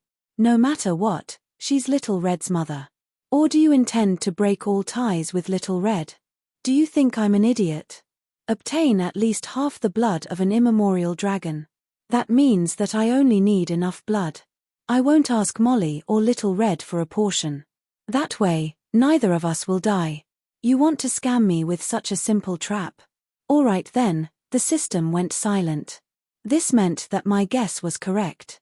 As for the final quest's requirement, which was the Titan materials, I glanced over at the Ultraman battle against the five-colored squadron not far away. Go. It'll be best if both sides get heavily injured. Bayana. Hurry up and self-destruct.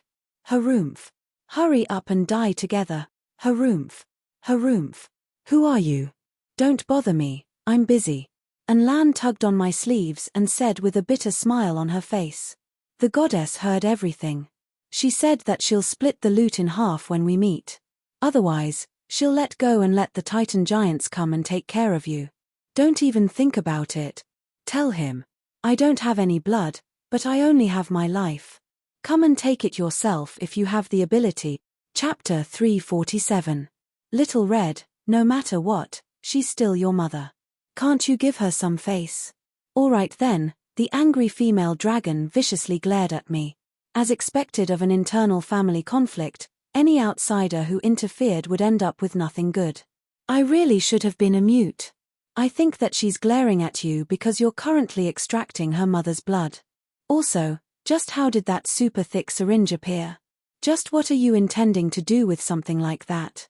I can create ice sculptures from the frigid winter earth, and I can create a mold in 3 minutes. You deserve it. Relax, I'm not interested in injecting a cat. That was a gigantic syringe, or perhaps it would be more appropriate to call it a gigantic electric drill.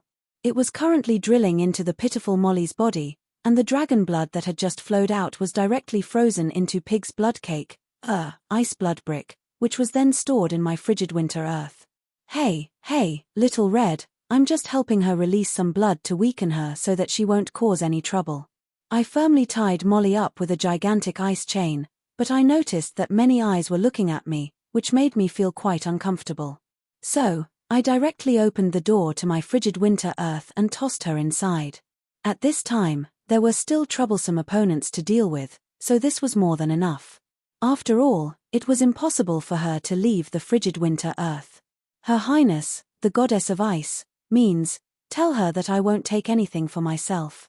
I understood what that Goddess of Wealth priest was trying to say halfway through her sentence. What kind of person was she? She was already thinking about the spoils of war even before the battle was over.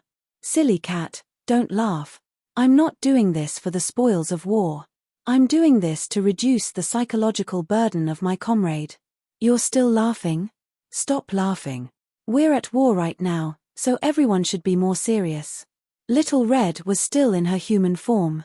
Since the current Molly was far too useless, the battle just now was nothing more than a slightly intense warm-up for Little Red. Currently, her long black hair was dyed red by the fire element, and her white skin was glowing red. Proper exercise had filled her with energy, and the weakened Molly wasn't even able to injure her. Roland. Relax, she won't be able to escape from my prison. We'll deal with her after this is over. Little Red nodded and didn't pursue the matter. Being able to meet Molly in such a situation was a good thing for Little Red. After beating up the shame of the dragons, she was in a much better mood. But when she saw the battle not far away, she furrowed her brows. Roland, should we make a move? Although it was a mindless question, I understood what she meant. She was asking if I would interfere with the battle between the gods and the Titan giants. And the fact that she was asking such a question meant that she wasn't confident in her ability to do so. Little Red had the battle prowess of a demigod, but it had the addition of the ancient dragon bloodline, so its realm was not that high. In reality, the demigod dragons that still existed in this world were all divine dragons from ancient times. They were existences on the same level as the dragon god, and Little Red was still far from that level. From a certain standpoint, the dragons and titans were old friends, and there should be many records about them. She wasn't confident that she would be able to defeat the Titan incarnation, which had been passed down from her tribe for many years. As far as the eye could see, the Titan giants were actually becoming stronger and stronger as they fought. The lightning that had appeared in a berserk manner had actually turned into a real weapon. Thunder Titan Hallet was brandishing his classical heavy sword with one hand and throwing lightning spears with the other, causing the two true god clones to be unable to tell which way was north. Thunder energy attacks perfectly combined with his artistic sword techniques. Every attack contained the power of his heart and soul. Compared to Hallet, the true gods were nothing more than chubby fellows. Hallet saw through all their movements, and all their divine arts were directly exposed. From start to finish, the true gods were unable to do any effective damage, and were completely toyed around with. Perhaps both sides were at the same energy level, but the difference in martial arts and combat techniques was obvious to everyone. In the end, they'll probably be forced to self-destruct. If one's energy level and power level represented true combat strength, then there would be no need for anyone to fight at all. Everyone would simply compare whose power level was higher, and the weaker side could simply commit suicide. Due to the world's limitations, both sides' energy levels were about the same. However, due to combat experience, techniques, and other soft factors, it was still impossible to defeat the Titan giants. This was just like how true gods' incarnations would often be able to defeat ordinary semigods. They had experienced far too much and accumulated far too much. Even if ordinary semigods were at the same basic power level as true gods, they would often lose out in terms of experience, special abilities, and many other aspects. Right now, the scene from the past was repeating itself. Only, this time, it was the true god's incarnation that was being crushed. Compared to the Titan giants, who had accumulated countless years of experience, the true gods could only be considered juniors. The difference between the ancient titans and the true gods was as great as the difference between the true gods and mortals. This wasn't something that could be made up for with hard work alone. Just an incarnation is able to reach such a level. Just how strong would a full-form Titan giant be? Perhaps I would sometimes be arrogant to the point of arrogance. Perhaps I would fight to the death like a mad dog if I was forced to the brink. But as a normal person, fine, I could barely count as a normal person. I definitely didn't like to always be on the line between life and death. Yep, after saying so much, I simply wanted to say that I couldn't defeat the Titan giants. I definitely couldn't defeat them. I only had 300 years of experience, and my current physical body was less than 4 years old. True gods were all at least 1,000 years old. It was said that creatures like Titan giants could easily hibernate for tens of thousands of years, as if they were hibernating day and night. In that case, their theoretical lifespan, I would probably need to prepare a new unit of time just for them. Such an opponent was quite depressing. Don't tell me that hard work would definitely help me win. Don't tell me that immortal species were all trash that only ate food and waited for death. There were indeed trash that only slept, but most of them had already been eliminated by history. Those that hadn't been eliminated were actually ridiculously powerful from a different angle. Yep, I was talking about dragons that slept all day. Perhaps it was quite unfortunate that the Titan giants were hunted down by the true gods the first time they appeared in this generation. But it was precisely because their enemies were so powerful that the Titan giant's strength was revealed. I thought about it for a moment. If I was the one going up, I would probably be instantly killed. System, you really don't have any good intentions. By now, even I was sweating cold sweat. If it wasn't for these good intentions of mine, we would have directly fought against the Titan giants. It was likely that we would have been the ones to be destroyed in just 2 moves. Little Red, who had always been faster with her actions than her mouth, also wanted to ask me about it. However, this also meant that she was feeling guilty. She wasn't a noob, nor was she a proud dragon who believed that she would win no matter what. After a brief evaluation, she also discovered how terrifying those seemingly simple and clumsy attacks were. Every attack was seen through, and every step was dodged in advance. Although they seemed clumsy, they were actually completely suppressed. Even I wouldn't be certain that I could win even if I evolved into a supreme immemorial dragon. Not to mention Little Red, even back when I was still a semigod Yongye, I could indeed force weaker gods to avoid me with my army. However, gods like the goddess of wealth weren't weak low gods or semigods. Yet, they were still beaten to such a state. Even though they were only the incarnations of the Titan Giant's will, this was already far beyond what any mortal could handle. If the Titan Giants completely recovered, no wonder even the proud dragons would be so anxious and ask for help everywhere. It was all because the Titan Giants were far too powerful. Don't think so much into it. The Thinker Yins is ranked 4th among the Titan Giants. Although he isn't famous for his melee combat skills, he's still a powerful individual. Even the Titan King has to respect him. As for Silverbow War God Hatley, although he's only ranked in the double digits, he's ranked 5th among the Titan Giants in terms of martial arts. None of them are easy to deal with. They can't represent the average combat strength of the Titan Giants. You'll still have a chance against the Titan Giants who are ranked at the bottom. My system was being considerate for once. While I was astonished at how well informed I was, I also didn't know whether to laugh or cry. Wasn't this basically telling me that I definitely wouldn't be able to defeat them right now? Little Red, since the true gods haven't asked for reinforcements yet, let's just watch the show for now. Yeah. Little Red's reply contained a rare hint of depression. Red dragons were naturally arrogant, and they were unique even among dragons. She had always thought highly of herself, but this time, she didn't even have the courage to challenge the Titan Giants.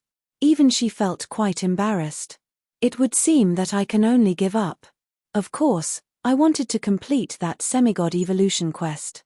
Previously, we had true gods helping us, and our opponents were only semigods. Perhaps we wouldn't even need to fight against a complete semigod. But judging from the current situation, my system wouldn't be at a disadvantage. Even with the help of true gods, it would still be far more difficult to deal with than an ordinary semigod. Even if there's money to be earned, you'll still need to be alive to spend it. Completing 2 out of 3 evolution quests is already quite good. There should be more chances in the future. For some reason, I recalled the future of the game's history. At a certain point in time, even ordinary semigods would become nothing more than cannon fodder. Perhaps the Titan Giants would be the first to revive, and that era would arrive. It seemed that it would be impossible for me to complete the evolution quest against such an opponent. However, my desire to become stronger burned deep in my heart. I didn't have any so-called dragon's pride. In fact, it could be said that my motto was to be unscrupulous in order to achieve my goals. But as a powerful individual who had reached this level step by step, how could I not have a slight desire to fight on the battlefield after seeing such an opponent? Next time, I won't be watching from the sidelines. The Titan Giants. Even if I can't do it this time, sooner or later, I'll make all of you become food for my evolution. I clenched my fists so tightly that my nails dug into my flesh. The feeling of helplessness from only being able to watch from the sidelines without doing anything made me feel fatigued from the bottom of my heart. But suddenly, I felt something warm in my palm. I looked to my side in surprise to see that Little Red's palm was also burning up, and her face was flushed red from excitement. Next time, we definitely won't be watching from the sidelines. I'll help you. Little Red's slightly raspy voice contained an unwillingness to accept defeat, as well as her pride from discovering the difference in power. But, even more than that, she was filled with ambition and a mysterious excitement for reaching the next level. Yeah, the warmth in my palm made me feel reassured. In my opinion, Little Red, who was currently blushing all the way to her ears, was incredibly beautiful. Her face was as red as an apple, and she seemed to be burning with fighting spirit just like me. With such a trustworthy comrade, what was there for me to worry about? What was there to hesitate about? No matter how difficult the future is, let's face it together. That's right, we still had room for growth. Wasn't I starting all over again in order to break through my bottleneck and obtain even more room for growth? And, even if we met an opponent that we couldn't defeat in a short period of time, we could just repeat what we did in the past and fight together with everyone else. Even if we could only watch from the sidelines, there was no need for us to belittle ourselves. Perhaps my words weren't very clear, but I believed that Little Red would definitely understand. At the very least, my palm would be able to transmit my beliefs. Yeah, just as I confidently made my declaration of battle, I heard Little Red's tiny reply next to me. I looked over and saw that she was lowering her head, her face even redder than before. It would seem that she was truly depressed. After all, she was a proud dragon's, and her dignity had been damaged. Roland, you've been single for so many years. You really deserve it. The silly cat always chose critical moments to make me feel displeased. But this time, even my system was joining in on the fun. You just beat up your mother-in-law, and you're proposing to her daughter. Well done. System notification. Considering that there's going to be a good show to watch soon, I'll let you comment for free this time. P2E. I'll let you guys watch the show. This time, I'm going to be a coward. I had already made up my mind to put my safety first, but someone wouldn't let me off the hook. Your Highness Roland, the goddess wishes for you to help. Even if I go up, it'll be pointless. Does she want me to help her collect her corpse? Yes, collect her corpse. Fine then, the goddess' original words were, it's fine if you don't want to help, but you even used a flash grenade on me. Don't you know that I've been single for more than 3,000 years? Be careful that I don't burn you to death. Alright, you've achieved your goal. I'm going to self-destruct now. Remember to help me pick up some of my god equipment. If I lose even one, I'll make you pay. Can you say that she's desperate for money? She's truly desperate for money even after death. My goddess said, thank you for the compliment. Her skin is so thick that it's comparable to mine. My goddess then said, thank you for the compliment, but I'm still not as good as you. I could only smile and shake my head in front of such a shameless goddess. I prepared myself to steal the boss's corpse and loot its equipment as soon as it dies. I seem to have forgotten something. Forget it. Since it's possible to forget, it shouldn't be important. While I was confidently making my preparations, a certain female dragon who was tied up and had lost a lot of blood in the frigid winter continent was frozen pale and weak to the point of death. 4 red dragons of the fire element, lava and volcanoes were the most comfortable places to call home, while the land of ice and snow was hell. Red dragons had negative ice resistance, and any ice damage they received would be doubled. And right now, Molly was suffering from severe injuries and was frozen to the point of being unable to breathe. Save me. I'm losing so much blood and freezing temperatures that I'm about to die. I surrender. I surrender. Let me go, I'll do anything you want. Chapter 348. Clones and projections were actually quite common. Many powerful existences from other dimensions were unable to use their true bodies to enter the mortal plane due to dimensional restrictions. They could only use their clones and projections to enter. From a certain standpoint, these dimensional laws were a form of protection for the entire world. When the dimensional tide wasn't high enough, if top-level existences suddenly descended, their very existence could possibly distort the dimensional laws of this world, causing unfathomable effects on certain regions or even the entire mortal plane. For example, if a god whose divine concept was rain descended, he would cause an area several hundred kilometers around him to be in a state of torrential rain for a long period of time. That would basically be the natural enemy of farmers. I definitely wasn't saying that a certain rain god would rain whenever he held a concert, nor was I insinuating that a certain son of misfortune would cause major trouble whenever he stole the headlines. Getting back to the main topic, it would be fine if it was a powerful existence like the rain god who had relatively mild dimensional laws. Rain would still be acceptable, but if a god of volcanoes or son of war descended, that would be quite the problem. For example, when a demon earl descended in his true body, he directly caused a large area of scorched earth and chaos. Even now, the land where his blood dripped onto was still scorched earth without a single blade of grass growing on it. If no one modified or dispelled the negative effects, this effect could last for several decades or even centuries. In some heroic epics, there was also a saying that the place where the demon king fell is still filled with evil winds. This actually referred to the same thing.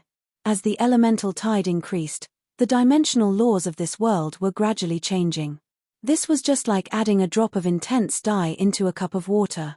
Naturally, the water would change color very quickly. But if the dye was added into a basin of water, a pool of water, or even a river or a lake, it would naturally have no obvious effects. Just like how the human body had mechanisms to resist the invasion of germs, the world of Aishi would also prevent these large-scale viruses from entering, unless they were proven to be harmless. For example, in the game's history, when the dimensional tide was at its highest, the mortal plane would become a sea, which would open up all the dimensional doors to the mortal plane. But now that the elemental tide was at its lowest, the dimensional doors were only slightly open. Wanting to enter? That was possible, but it had to be done in accordance with the dimensional laws, and everything that could cause damage had to be left outside. That was why there were incarnations, projections, and other such techniques. Although there were all sorts of strange techniques, in the end, it was basically the same principle. That was, first create a physical body that the dimension could accept, and then put the will, soul, and so on into the body. Depending on how many techniques were used, the body would fall into a deep sleep or act normally. However, just like how the immigration and quarantine department could not eliminate all harmful bacteria, even if it was an incarnation, it would still cause an impact. Therefore, just like the security monitoring of foreigners at the airport, the treatment would be different according to their identity. If they were tourists from friendly countries, the inspection procedure would be much simpler.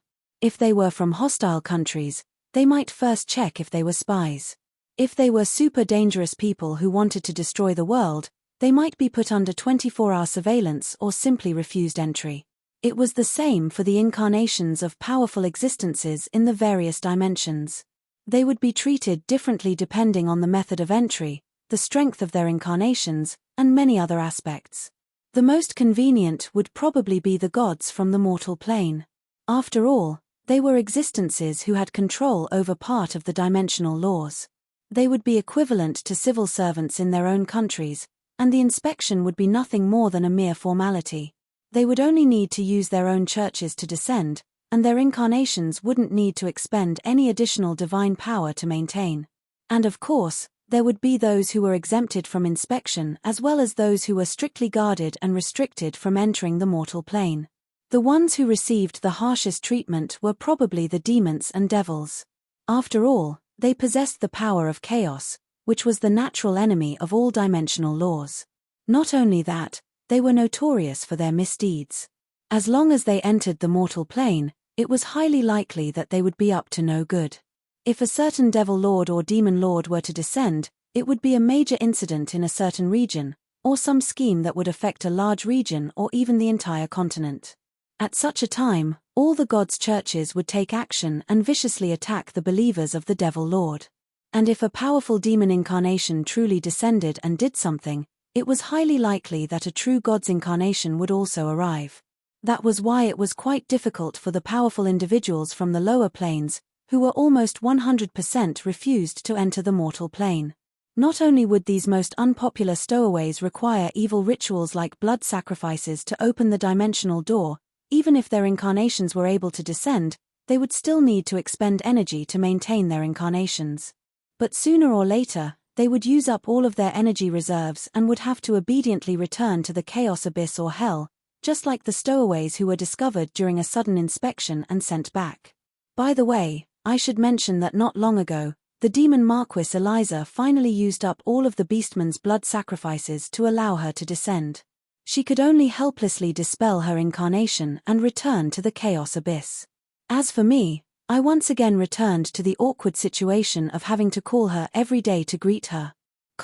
Getting back to the main topic, the gods' incarnations and incarnations weren't something that could be easily obtained.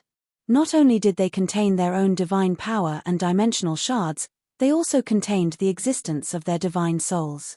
If they died, it would definitely be a major loss. It was likely that even the main body's divine power would decrease, which would require a large amount of faith and time to recover. That was why there were many schemes against the gods. Since it was impossible to destroy the god's main body that was far away in their divine kingdom, they would at most destroy an incarnation. Being able to kill a true god's incarnation or having a god's incarnation killed by a mortal would be a major event that would be recorded in history. Of course, the former would be heroic, while the latter would be laughed at by undying existences for several hundred years. Although the incarnation's power would be limited, since it wouldn't be the main body, there was no need to worry about the incarnation dying. There were pros and cons to this. But from a certain standpoint, the death of an incarnation also meant that the soul would experience a virtual death, which was unavoidable. That was why, if possible, the gods would usually choose to descend into their own believers or priests. This way, they would be able to use power far greater than their incarnations, and they wouldn't have to worry about the effects of the incarnation dying. However, there were far too few mortals who possessed the special abilities of a god's descent.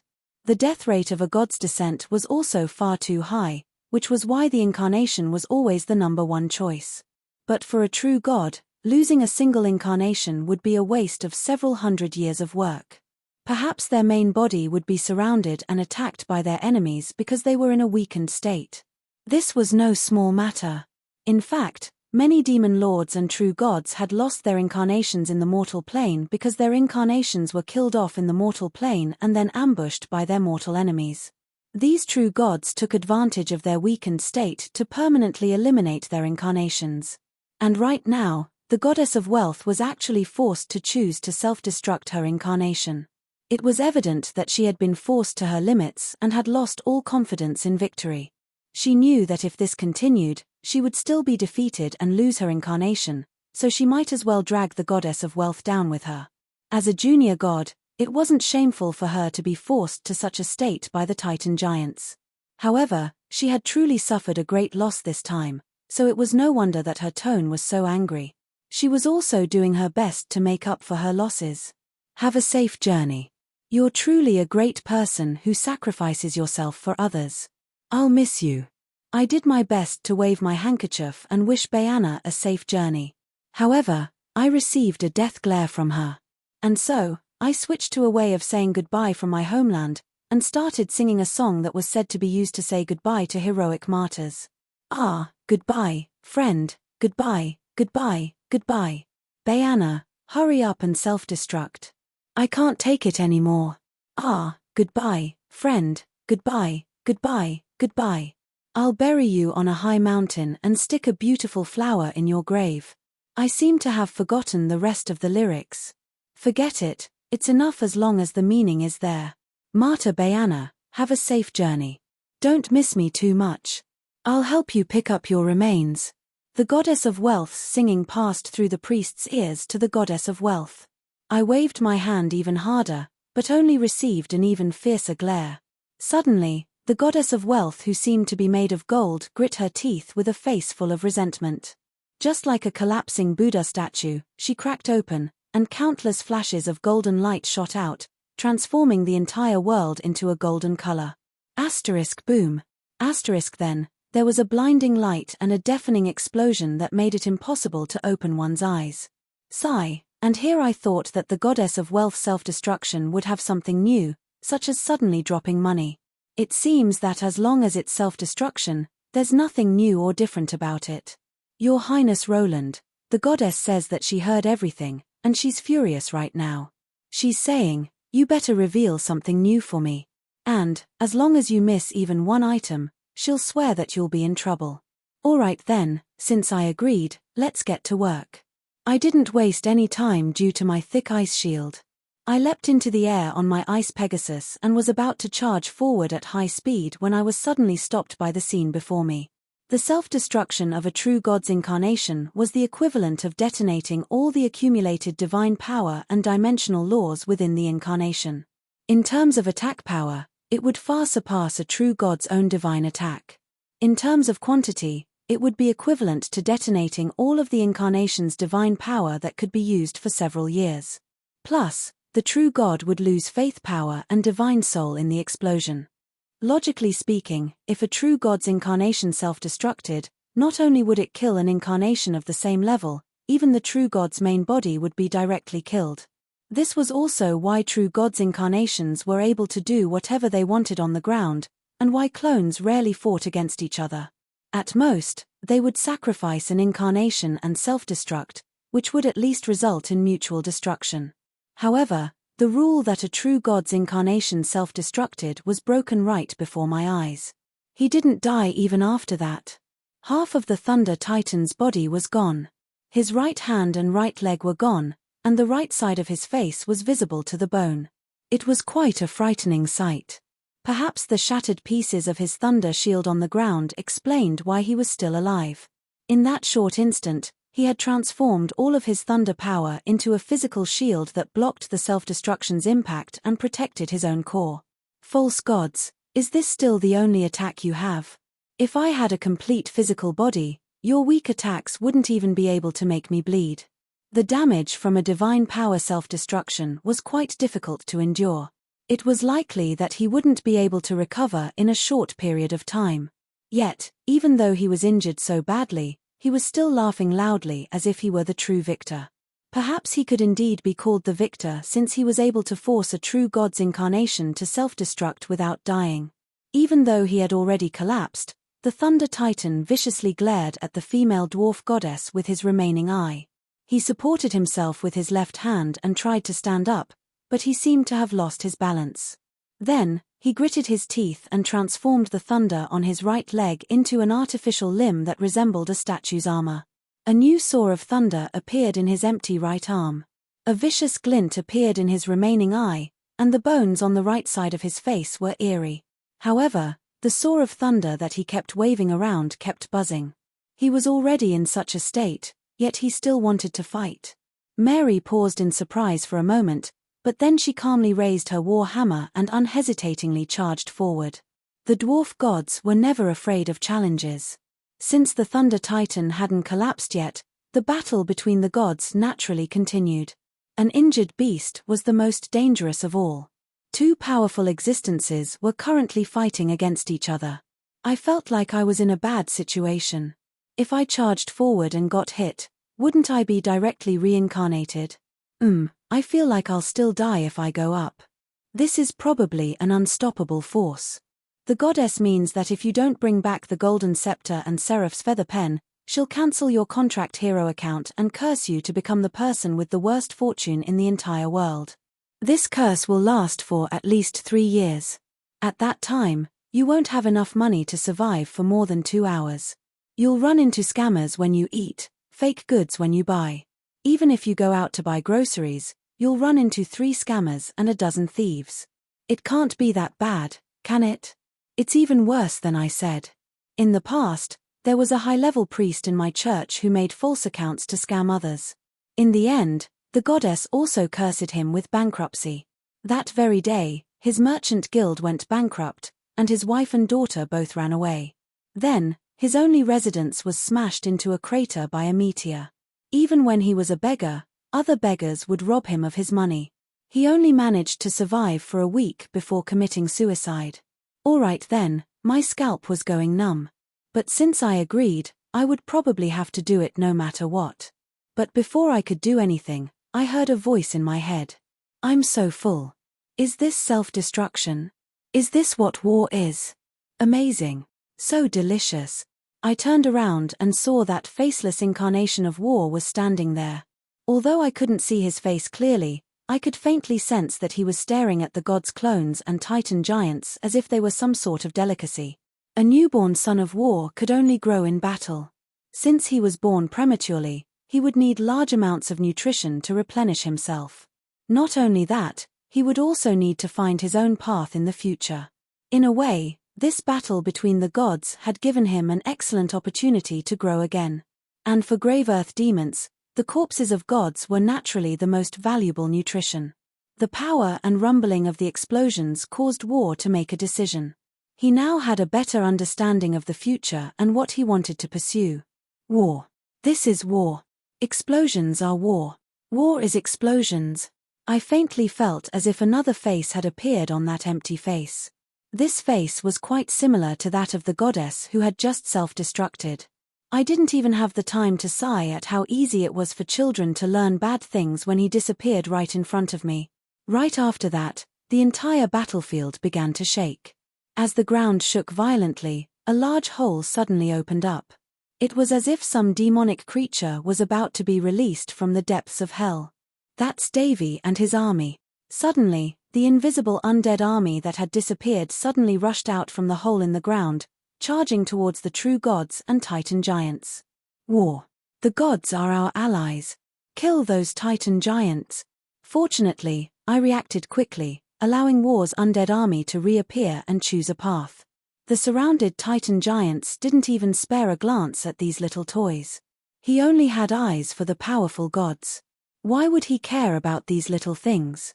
Those mortal armies weren't even able to block a casual attack from him. Boom. The Death Knight at the very front self-destructed. The power of the explosion caused Titan Giant's feet to go numb as he furrowed his eyebrows. Boom. The bone dragon that was tearing at his head in the sky self-destructed. The power of its self-destruction caused his forehead to hurt. The explosive power of ice made him feel rather disgusted. Boom. The Lich that had crawled up to Titan Giant's knees self-destructed. Titan Giants clutched his knees in pain as he cried out in pain. Boom. The nimble zombie king jumped into the giant's mouth and then violently self-destructed, causing the epic-ranked undead lord to shine with a blinding light. In fact, several of Titan Giant's teeth even appeared in the sky. Boom. Boom. The densely packed undead on Titan Giant's knees self-destructed together. This time, Titan Giants couldn't stand still, so he could only collapse to the ground. Rumble. Rumble. Rumble. When the ant-like undead army climbed up the giant's body, the continuous sounds of explosions never stopped. What was even more frightening was that the undead that had just self-destructed didn't die. The undead that crawled out of the hole in the ground never stopped. The Lich that had just self-destructed on Titan Giant's knees grabbed onto Titan Giant's ears this time, igniting his berserk soulfire to self-destruct again. Boom. The entire world was filled with the sounds of self-destruction. Even the dwarf gods were astonished. The Grave Earth Demon's undead revival ability. Even if they lose a single individual, they can still revive and replenish themselves. Roland, you actually created such a monster. Do you really intend to destroy the world? War, seeing that father is worried, he voluntarily helped him out. War is such a considerate and good child. I should buy him some presents next time. Right, let's hold a birthday celebration party for him. Harlois, what did you just say? I was so moved that tears welled up in my eyes. However, everyone around me silently took a step back as if they were trying to distance themselves from this dangerous individual. However, I suddenly thought of something and smiled at my magic sword. Harlois, as your child's mother, remember to prepare a birthday present for him. You can't just sing a happy birthday song to him. That definitely won't do. Can you be more steady? You're already so old and the mother of a child, yet you're still randomly biting people. You're biting even harder. Chapter 349. It was said that when Bayana self-destructed, a sky-covering golden holy light illuminated the entire sky. Not only did the residents of the Forest of Dreams and Night Rain City see it, even the residents of the Mage Country on the other side of the sea saw the golden clouds in the sky. If it wasn't for the fact that Bayana controlled the area of her self-destruction, perhaps the entire Oak Town would have been blown up as well. And when the suddenly evolved War displayed his potential, causing the Thunder Titan to face the danger of being destroyed, his older brother finally didn't ignore the death of his younger brother's incarnation. After all, for the Thunder Titans who were still sealed into stone statues, every bit of power was precious. Yins, the thinker who had been holding back all this time, finally used his full power. And when he destroyed a portion of War's army and rescued Hatley, the other true god's incarnations didn't make things difficult for him. After all, if the Thunder Titans' incarnations were pushed too far, wouldn't they be able to self-destruct as well? The other true gods weren't confident that they would be able to protect their own incarnations. This was also why ganging up on the incarnations of high-level existences wasn't worth it. If they were forced into a corner, they would self-destruct. In the end, since it wasn't their true bodies, there wouldn't be any spoils of war left. Naturally, no one would be willing to provoke a porcupine covered in spikes. It was just like how some summoned creatures in video games would be difficult to kill without any money, experience, or equipment. Nobody would be willing to fight them. And since the true gods' incarnations, who were the main fighting force, didn't want to continue this bloody battle, we naturally wouldn't allow the Thunder Titans to escape. Although War still wanted to continue, he didn't have the ability to travel at high speed in a bloody battle, nor was he able to catch up to the Thunder Titans. And so, this battle had officially come to an end. We won. We finally survived. When the cheers of Oaktown rang out, sighs of lucky survivors also rang out at the same time. All sorts of experts appeared one after another, and the power that could crush a person's body with just a touch was enough to make one's heart tremble. Perhaps for the first generation of contract heroes, this day would be unforgettable for the rest of their lives. The battle that happened in this short one day would have a tremendous impact. Titans, gods, undead emperors, and undead calamities were all existences that could only be seen in epic stories. Not only did they appear in real life, they were even fighting against each other. This far surpassed the heroes' understanding. Perhaps they had only been trying to make a living in the past, or perhaps they had only been trying to obtain more resources. But now, the Titan and giant god, who seemed to have walked out of the epic saga, had given them the opportunity to interact with the strongest individuals. Now, they felt that they had gotten involved in a major event. This was a revolution that was destined to happen in this generation. However, this was also an opportunity that this generation would give to the courageous. Perhaps one day, we will also have the strength to do something on such a battlefield, instead of shivering and praying in a corner. Some things would only be pursued after one had come into contact with them. Only when one discovered the difference between them would one think of ways to make up for it. It wasn't that it was impossible to accomplish many things, but rather that one didn't dare to think about them. And once the fire of ambition was ignited, it would be incredibly difficult to extinguish it. This was the same logic as how classic video games in a certain world would always show a cool and flashy battle animation before the game started. Perhaps you wouldn't be able to do it now, or perhaps you would never be able to do it as well as in the animation, but at the very least, you would have hope. Not only would you have hope for the game itself, but you would also have hope for what you would obtain from the game. Perhaps many things are different from before. Of course, I also believed that after walking on the border between life and death, witnessing such an incredibly dangerous battle at the pinnacle, and feeling the fear of death, many people would definitely quit their jobs tomorrow. However, there would definitely be people who would be even more passionate about it. This was a test given to them by this generation, as well as an opportunity. This was a shortcut that could help them reach the pinnacle step by step. This was a stairway to the heavens that they would never be able to obtain anywhere else. When I get back, let's increase the number of contract heroes in the second batch. 300,000 in the entire continent, or maybe 500,000. This was also what I was hoping for. Perhaps after today, the second batch of contract heroes would become even more popular. After all, if it wasn't for the fact that I had accepted this contract, it would have been impossible for me to come into contact with the highest level battle. Let's ignore the true gods of Ales faction for now, as they had already used their actions to show their support. This was also why the goddess of wealth had chosen to self-destruct in the end. If the Titan giants were allowed to destroy Oaktown, who would suffer the greatest losses? The wood spirits' new attempt to expand their territory would fail, but that wouldn't mean that they would suffer many losses. Most of the wood spirits would be able to retreat and start all over again. However, if the first batch of contract heroes met with an enemy that was absolutely impossible to defeat on their first large-scale mission, causing a large number of deaths, it was likely that this system's credibility would be greatly damaged. The loss of the wood spirits members wouldn't matter much. The loss of justice points and the faction's credibility would be the most severe. Although the first batch of contract heroes had been attracted by the rewards, they had only joined because of the Ale faction's power level and trustworthiness. Otherwise, no matter how many precious treasures tempted them, nobody would be willing to join a sinking ship. No one capable of ascending to godhood would be an idiot. Baiana, the goddess of wealth, who had hidden connections with the Ale faction, could clearly see all of this. The second and third time can suffer losses and fail. After all, there will be risks along with rewards. Most people can understand this. However, the first time definitely can't fail, nor can a large number of deaths occur. Otherwise, it will cause a serious crisis of trust. That was why she had secretly made preparations.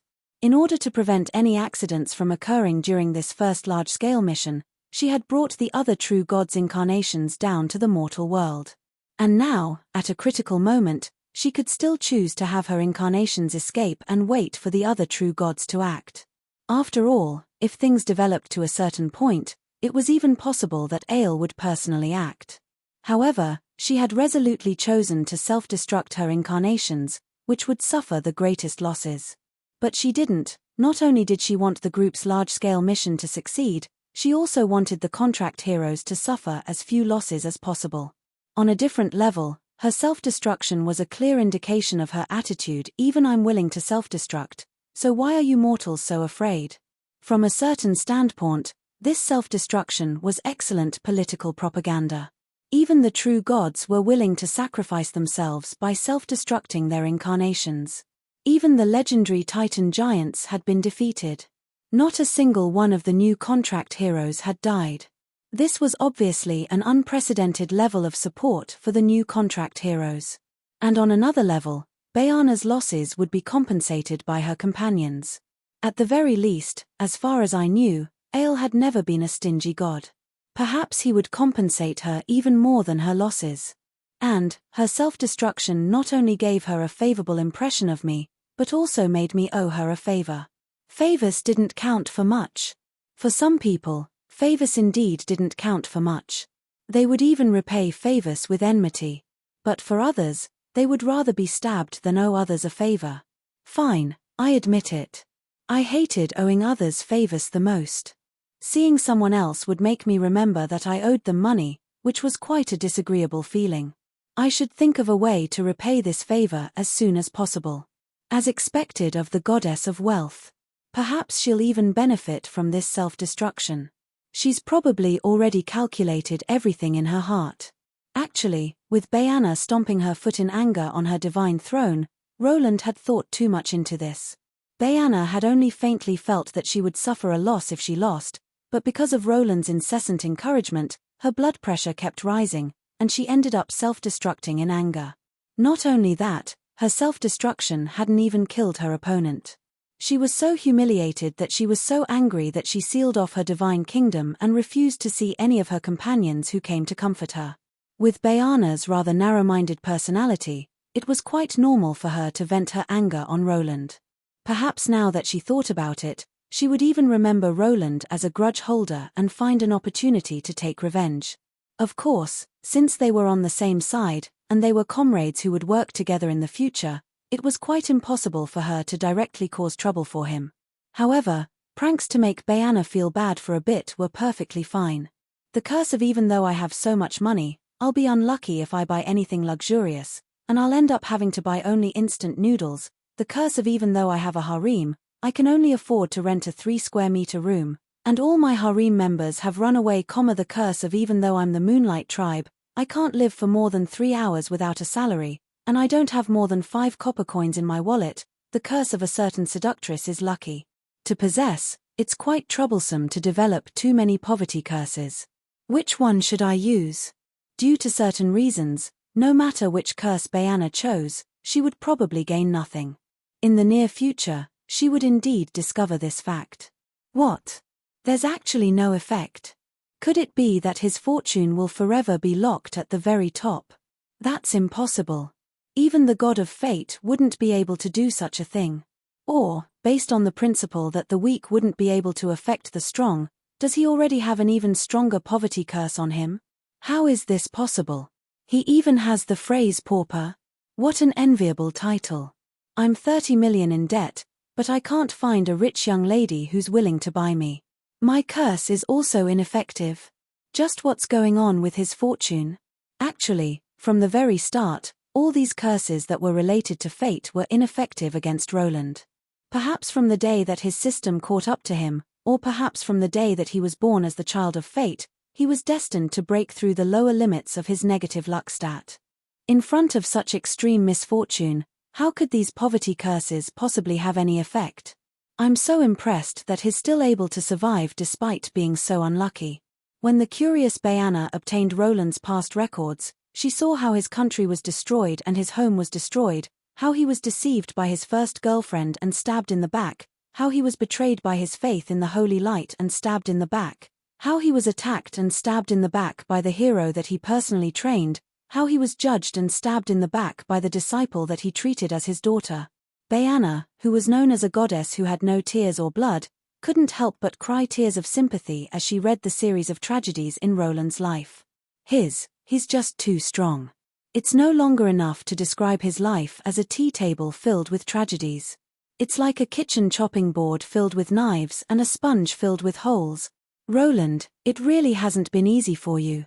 Later on, some people asked the goddess of wealth why she, who was known as the most miserly person in history, would only give a 10% discount to Roland, as well as many other benefits. Could it be that there really was something going on between Roland and Roland? At such a time, people would be astonished to find that the goddess who was known as someone who only had money in her eyes was actually tearing up emotionally. As long as you can be as pitiful as him and still be able to smile and be poor all day long, I can give you a 10% discount as well. Of course, some people didn't believe this and actually applied to try it out. The result was only 100 different poverty curses stacked on top of each other. Bayana didn't even have the chance to ask the goddess of love to add a curse of bachelorhood or the god of victory to add a curse of almost succeeding before that person pitifully begged for mercy. It was said that if she had waited any longer, that person would have been forced to hang himself. In fact, after this rumor spread, Roland even gained the cool nickname of Envoy of Misfortune. Cough, cough. Getting back to the main topic, let's focus on the present. No matter what, we had won this battle in the end, and this battle would have far-reaching consequences. Currently, Roland didn't have the time to participate in a celebratory banquet. A new problem was waiting for him. He was currently smiling at Little Red while doing his best to give first aid to a gigantic female dragon. Poor Molly. She had lost a lot of blood, and she had been forgotten in the most dangerous of ice and snowlands. Now, she was barely breathing. How about you try giving her CPR? Why did you hit me? Now that she's stopped breathing, isn't it normal to give her CPR? Fine, if you don't want to do it, then I'll do it. You're hitting me again. Even the Buddha would get angry. I'll go all out against you crazy women. Chapter 350. In the new town, giant oak trees grew at a speed visible to the naked eye. The light green essence of nature spread in the air. White balls of light swam between the trees. Then, trees rose from the ground. Very soon, these trees exceeded the limits of ordinary trees. In just a short 10 minutes, there was already a forest as far as the eye could see. What followed was a change in the natural laws of the world. Any powerful individual could sense that something was changing in the air. That intense feeling of being in another world was impossible to get rid of. The will of a new dimension had arrived. What followed was a wooden door that suddenly appeared in front of the giant oak tree. The door was more than 20 meters tall and 50 meters wide. The decorations on the door were still in the wood spirit style. Vines wrapped around the wooden door frame, and the carvings were all flowers and trees. It was a simple and natural beauty. Little Samantha looked like a tiny bean in front of the enormous door. But when she placed her hand on the door handle, she attracted everyone's attention. Asterisk clap. Asterisk when Samantha lightly pushed open the door, it slowly opened, and the adventurers discovered that it was even brighter on the other side. Asterisk boom. Asterisk the gigantic foot of the ancient tree shook the earth. The gigantic plant war machine that could only grow in the Forest of Dreams was the first to pass through the door. The wood spirit's heavy armor had finally arrived at this new type of town. Following them were the wood spirit guards with all sorts of strange machines. They weren't like the forest fairies in fairy tales who were driving magic carriages. Instead, they were driving mechanized troops, and their tiny bodies were currently sitting on the cushions as they tiptoed to operate the handlebars of the motorcycles. There were actually 6 wood spirits stuffed into the hopper next to them. I couldn't help but think back to a certain motorcycle parade in a certain large country. There was also a joke on the internet about how a single motorcycle could carry an entire battalion of soldiers. Only now did everyone finally heave a sigh of relief. These seemingly cute little fellows were the true elites of the wood spirit species. Their arrival signified that Oak Town was now a part of the Forest of Dreams. That wasn't the only thing that made the wood spirits feel surreal. They all carried the newest dwarven guns and cannons. They also had steam valves on their waists that could shoot out shiny ropes and grappling hooks into tree trunks within half a second, allowing them to roam freely in the trees. These were guerrilla warfare tools that I had specially prepared for them. Although the wood spirits had natural magic talent and excellent magic talent as mags, the newly born wood spirits had no intentions of rejecting mechanical products. In fact, it was quite the opposite.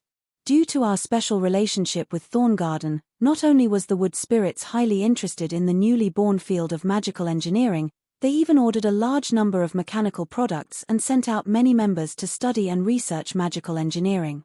They hoped that magical engineering would truly become the wealth of the wood spirits.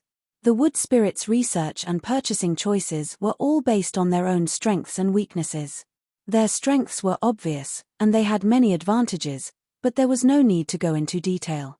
Their weaknesses were their short stature, which meant that they lacked mobility and melee combat abilities. That was why the wood spirits were especially interested in transportation tools and long-range weapons. They already had magical plants and strengthened outer shells, so they didn't need mechas. However, judging from how the wood spirits were tiptoeing on their motorcycles, it was obvious that it would be quite difficult for them to use normal-sized transportation tools. In fact, Samantha even requested that I make a special transportation tool for smaller bodies. When I suggested a certain design, Samantha revealed a rare smile of satisfaction. But the next day, not only did she completely change her mind, she even formed a team to hunt me down. How ridiculous. That idiot was the one who pointed out that the design was for a baby carriage. I'm definitely going to teach her a lesson. With this body type, a large baby carriage is obviously perfect for it. Forget it, even if this design is rejected, I still have a backup design. Do you even need someone else to point it out? Samantha was far too innocent to notice. You actually installed a baby bed bell on top of the motorcycles? Don't you know that Samantha has already treated this as the greatest shame of her life? You even dared to make a backup design? Let me guess, is it a baby chair or a baby bed? Neither. It's a children's electric scooter. You can run on it with just 1 foot. Harlois, do you need one? What I need is for you to become enlightened and help me return to my normal body type. Fortunately, you didn't mention skateboarding shoes. Have you heard that there's a brainwashing song going around recently? You want me to sing it for you? Cough, let's not talk about these minor incidents for now. From a certain standpoint, the wood spirits had a rather special relationship with me. Outsiders would obviously think that we were on the same side. In fact, the 3 virtues would indeed listen to me. Even now, Samantha was still in control of the wood spirits. This meant that almost all of the wood spirits were under my command. But if you looked at the root of the wood spirits, Amelia was the true creator of the wood spirits. My current authority was equivalent to Amelia's authority to entrust things to me. Once Amelia woke up and we had conflicting opinions, I felt that the wood spirits would probably still listen to their mother. Is this what happens when a child sees his parents fighting? Most of the time, the child won't side with his father who's working so hard to earn money, but will side with his mother who's always by his side and raising him. The silly cat's words made me feel mysteriously uncomfortable, but I still nodded in agreement. She was right. Although everyone knew that it was correct to side with reason rather than family, it was likely that most people would choose to side with reason rather than with reason. Not only that, from a foundational standpoint, they only listen to me because Amelia wants them to listen to me. This is especially true since they're an intelligent species that has its own will from birth. Amelia's existence is the forest of dreams that raised them, and they're incredibly dependent on each other. It's likely that under Amelia's leadership, the wood spirits will become the most united intelligent species in all of history. For me, this was an acceptable result. I didn't have any ambition to take over the entire wood spirit species, but, for some reason, I feel incredibly uneasy whenever I think about how such a powerful species is under Amelia's control. Don't say it. I'm also worried that she'll suddenly go crazy and come up with some strange idea. In the past, when she went crazy, the amount of damage she could do was limited. If the entire wood spirit species goes crazy together with her, that'll be quite the joke. Alright then, when I considered the insane plants versus zombies, as well as the fact that the wood spirits were climbing higher and higher on the calamity rankings, I felt more and more like I was in danger. This was no different from a crazy woman who might go crazy at any moment holding a nuclear button in her hand. What? I fit all of those conditions perfectly.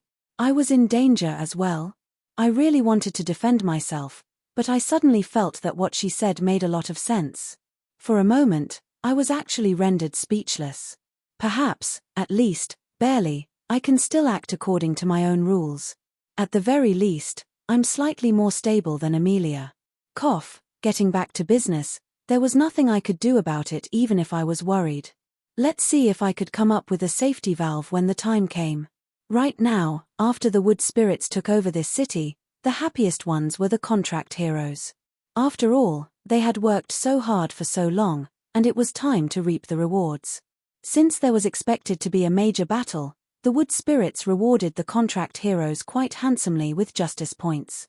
Although the heavy responsibility of the final battle had been taken over by someone else, the contract heroes had already done their part. Although they didn't receive any bonuses, their basic rewards wouldn't be deducted. Meanwhile, I also received a little toy of my own. Oaktown Miracle Battle Bronze Medal. Did I get one as well? I only defended the city. Military achievement medals were also a part of my credit system. And in this generation where night warriors were the norm, there was nothing more tempting than military achievements, combat achievements, and honor. The past evaluation system was far too crude. Only the nobles would record their past achievements on their family emblems. Even for the nobles, if they wanted their achievements to be recorded in their family records and emblems, they would only be able to record their achievements as great as the Dragon Slayer. This was something that would rarely be seen in one's entire lifetime. Warriors born as commoners would only be able to prove their past achievements with their mouths. If they weren't able to reach the level where bards would brag about them, then they would never be able to make a name for themselves. But now, things were much simpler. A small military achievement medal would prove that you had participated in this battle and made corresponding contributions. Even if it wasn't used to prove anything, it would still be quite cool to wear. Perhaps it would even be able to trick young girls. It's just a war victory medal. It won't cost many copper coins, but it'll definitely win people's hearts. It'll also be easy to increase their loyalty. Once they have a bunch of medals, they won't just toss away all the achievements they've worked so hard to accumulate, right?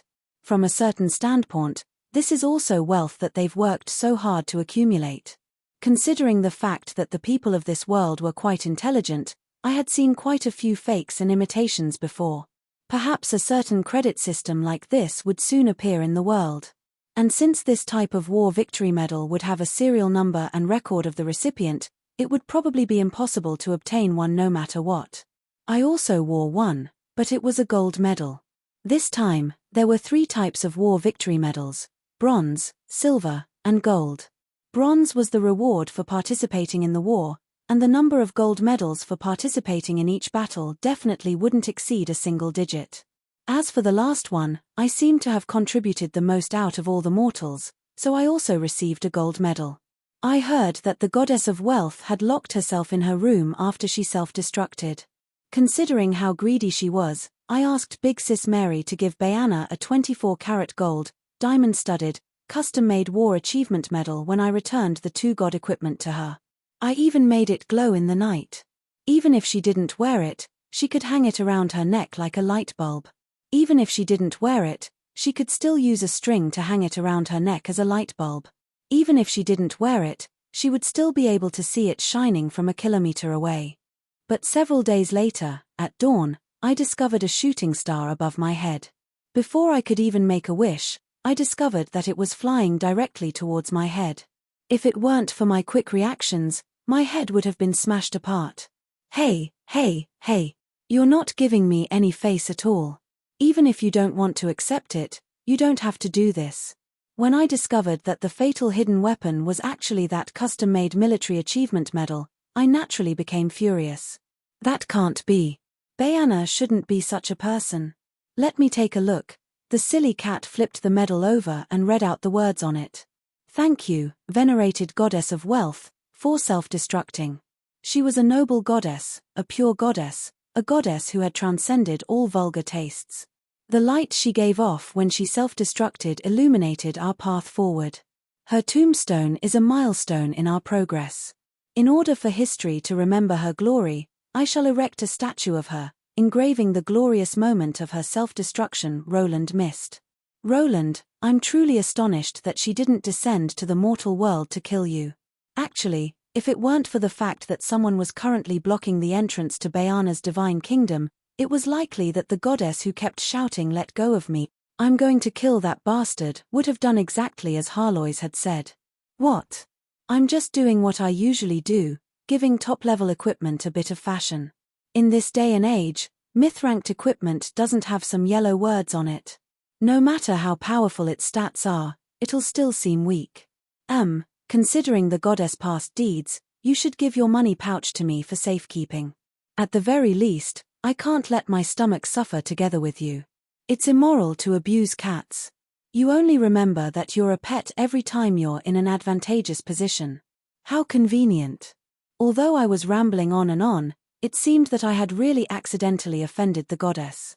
Considering that I didn't have good luck with money to begin with, I directly handed over my money pouch. However, where's my money? Was it stolen? Did the curse come so quickly?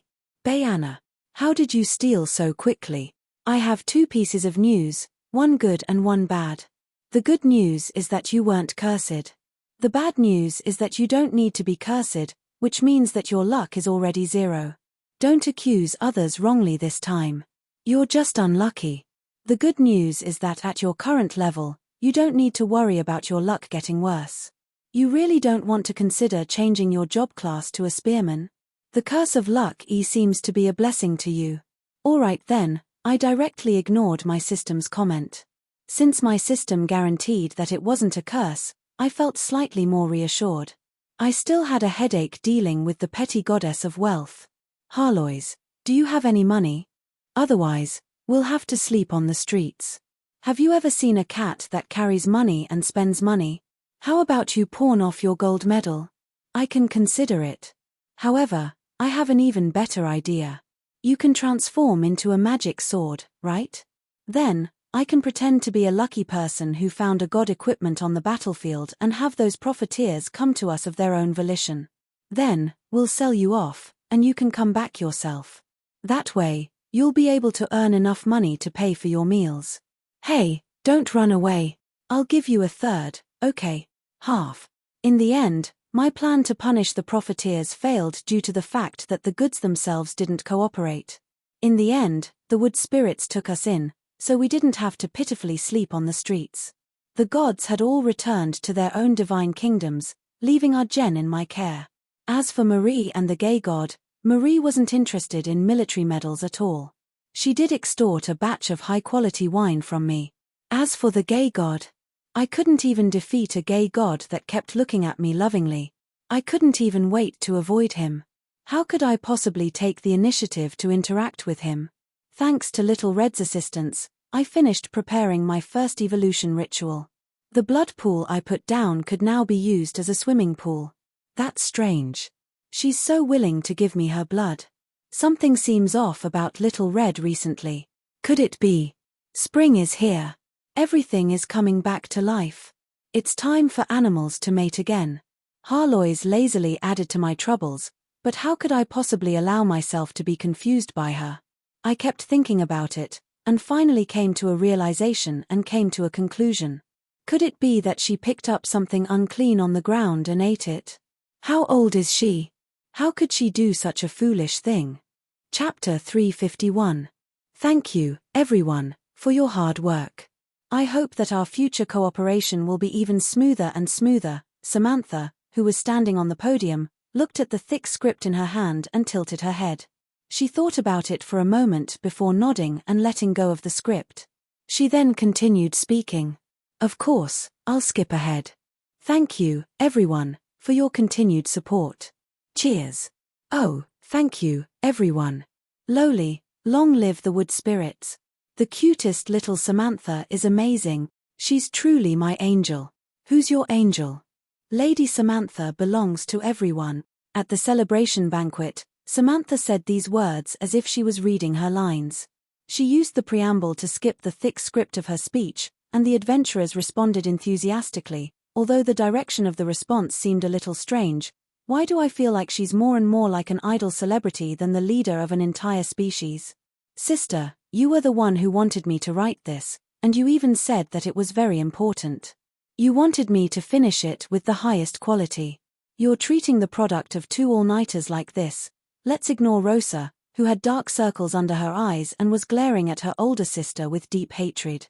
She had worked so hard to write 30 pages over the course of an entire night, yet her older sister simply said of course, so it was likely that a fight between the sisters would be unavoidable. However, a strange follower behind Rosa was shouting at her. Little Rosa in her dark form is also cute. Pink is indeed black when cut open. Cough, it would seem that while the wood spirits were becoming more and more human-like, there were also more and more strange people. It seemed that at some unknown time, the wood spirits had become abnormally popular. Bayana's strange adventuring team was no exception. There was actually a market for such a strange support team. Of course, there were also many people with deviant sexual orientations who had ulterior motives. As a result, under the watchful eyes of the plants, they were caught before the conspiracy could be carried out. After that, no one really knew whether the thorns or the roots would play out. However, unlike most ordinary wood spirits who were easy to get along with, Samantha was accustomed to treating others coldly. She would never waste words, and if she could solve a problem with 1 word, she would definitely not say 2. If she did, it would be almost as if she was scolding others, and she would never smile. However, the strange part was that this behavior of hers had unexpectedly caused her to become incredibly popular. In fact, she even had the largest fan club in the world. Should I comment on this? No matter what world I was in, there would always be all sorts of gentlemen. Yet, such a cold-faced, venomous-tongued lowly had actually become the most popular. Little Samantha has worked hard too. I looked at Little Red, who was hugging Little Samantha and rubbing her cheeks with all her might. Little Samantha, who was trying her best to struggle but couldn't get rid of Auntie Monster Strength Dragon and was looking at me for help. I didn't know what to say. When I heard that the leader of the Wood Spirit Club was actually this female dragon, I wasn't surprised at all. I could only sigh that this former fake lowly was probably overflowing with maternal instincts again. I had to admit that appearances were sometimes quite important. For example, my undead army had saved Sulphur Mountain City and had a much better relationship with the ordinary living. However, there was still a gap between them and the ordinary living. It could only be said that they had a good relationship with the ordinary living. Yet, the wood spirits only needed to wave their hands, and a group of loyal adventurers would immediately follow them. It was said that the Wood Spirits fan club had more than 6 digits in number, and that they were even forming a personal guard squad. It seemed that they intended to become the Wood Spirits labor force. I really didn't know what to say. When Samantha announced a toast, and the gentlemen were encouraging Samantha to sing a song to liven up the atmosphere, I felt as if I had been granted amnesty and began enjoying a luxurious dinner that I hadn't enjoyed in a long time. I indeed spent last night at Samantha's place, but this wasn't because Samantha and the others mistreated me. It was because the wood spirit staple food was fruits and vegetables. Since they were so kind to treat me, I naturally couldn't refuse. I also didn't want to use my hard-earned justice points to buy some chicken or pork. So, I could only make do with the wood spirits recipes. Unfortunately, their dishes were quite plain, and they didn't have any artificial additives or seasonings. They were quite filling, but the taste, to quote the silly cat, I'd rather eat rats than grass. At least rats have some flavor. It seems that I'll need to think of a way to earn some gold coins to spend. I was quite curious as to who was capable of stealing money from me. Actually, losing my money pouch didn't really matter. After all, there were only 200 or 300 gold coins in it, which wasn't much to me. The only thing that bothered me was that some of my personal belongings had disappeared as well. Is it because you keep losing money that you don't bring any money with you? No, it's just that it's too troublesome to bring any money with me. It'll be fine once the goddess of wealth's banking businesses opens up. Yes, there were banks in this world, but rather than calling them financial institutions, they were more like safes. If you stored your money there, you could only take it out from there. You would also have to pay a storage fee, or else the bank owner would confiscate your money. Bring it with you. Dimensional storage equipment was expensive and rare, and it had limited space. There was also a limit to how heavy it could be. It wasn't enough to store any backup weapons, and gold coins were even more troublesome. In legends, warriors who could easily carry several thousand gold coins were probably the strongest. Several thousand gold coins would weigh several dozen kilograms. An ordinary person would definitely be overloaded if they carried 10,000 gold coins. Casually carrying 100,000 gold coins would be impossible, unless they had a carriage to carry the gold coins with them. Of course, it could be said that credit coins had been used before. However, the banking business was usually handled by mercenary guilds, merchant guilds, and similar organizations. However, their business areas were limited, and not only was it far from convenient, it was also quite unreliable. The members of mercenary guilds were all mercenaries, so they weren't trustworthy to begin with. And merchant guilds would often go bankrupt. Even if they managed their businesses well, in the eyes of the major nobles, the nobles who had money but no private armies were nothing more than efficient cash machines. As long as they could find a reasonable reason, it wasn't uncommon for those so-called cash notes to become worthless paper overnight. The end result was that there were far too many precedents. Precious metals and magical metals were forever the hard currency of this world. After all, they could be used to create weapons and equipment, as well as to research alchemy and magic. They were expensive consumables. And Bayana's new banking business was basically using justice points as currency. Basically, you could use precious metals to exchange for justice points. Then, when you arrived at a certain location, you could use justice points to exchange for precious metals for consumption. In order to prevent people from using large amounts of gold coins to exchange for justice points, which would affect the price of justice points, the moment justice points were exchanged for justice points, they could only be used as currency. They couldn't be used to exchange for special resources. Although it sounded quite complicated, the content was actually quite simple. The true equivalent of justice points had already appeared. Justice points that had been exchanged for justice points now had the nickname wealth points. However, this didn't affect their true nature. And, thanks to the divine authority's guarantee, it seemed that justice points would truly be accepted by the entire world. If Bayana succeeded, perhaps wealth points would be able to replace heavy precious metals and become the world's universal currency. This wasn't any strange concept. However, in this era of feudal royalty, there weren't many that could accomplish such a thing. The nobles viewed their territories as their personal wealth, and they were used to collecting taxes and forcefully conscripting their territories. Even if there were some who were more open-minded, the frequent wars and changes in royalty forced them to gather all their wealth on the wheels of war. If they couldn't even protect their lives, breaking one or two agreements was nothing. Since the nobles, royalty, and merchants all regretfully tore apart the foundation of trust in the world's universal currency, most people lost trust in so-called paper money. Now that justice points were gradually being accepted by the people, Bayana naturally wouldn't miss this golden opportunity. Using the divine authority as a guarantee for the new generation's currency was a completely unprecedented attempt. It represented many unforeseeable futures. But as long as it succeeded, even if it was only half a success, it would definitely bring the definition of wealth to a whole new level. For example, the development of finance, futures, loans, and other industries would likely change many things at that time. Perhaps the first person in the Ale god system to become a main god won't be the god of fate or the moon goddess that everyone favors. Instead, it'll be the originally weak goddess of wealth. Of course, such an important societal change wouldn't happen overnight. At the very least, every country wouldn't allow a currency that was more trustworthy than their own official currency to be created. No matter how successful Bayana was, it was likely that this path would be filled with thorns. At the very least, many contract heroes were quite excited when they discovered that they didn't even need to exchange their justice points for rare treasures. They felt that they were on the right boat. Most contract heroes didn't think about the significance of the other changes. They were only happy for the sake of obtaining a tangible income. When they discovered that their lives had changed because of certain things, they could only passively accept it. However, some people had already seen through many things. In fact, they even viewed this as an opportunity. "Your Highness Roland, may I have a chat with you?" Roland was still that handsome magic knight who made others feel inferior. I couldn't help but recall some things as I looked at his handsome face, which was even more nervous than the last time I saw him.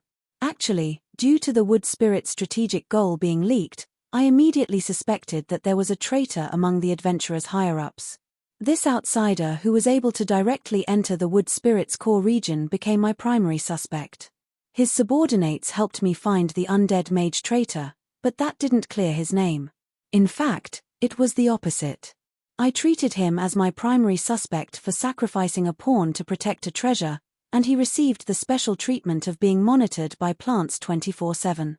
It wasn't until the end of the battle that the true traitor, Molly, was revealed that he was finally cleared of suspicion.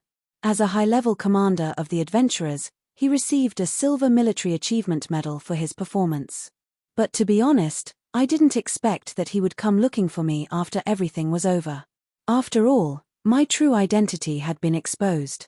The undying Roland on the Calamity rankings was an undead emperor who had brought death and Yongya with him. The few high-level adventurers who learned of my true identity through their own channels were all quite reserved when they saw me. Not only did they take the initiative to chat with me, they would even sit up straight when I looked at them with pale faces and cold sweat. It was as if I was a man-eating tiger. Even for those who didn't know the truth, the golden military medal would still cause them to be quite reserved.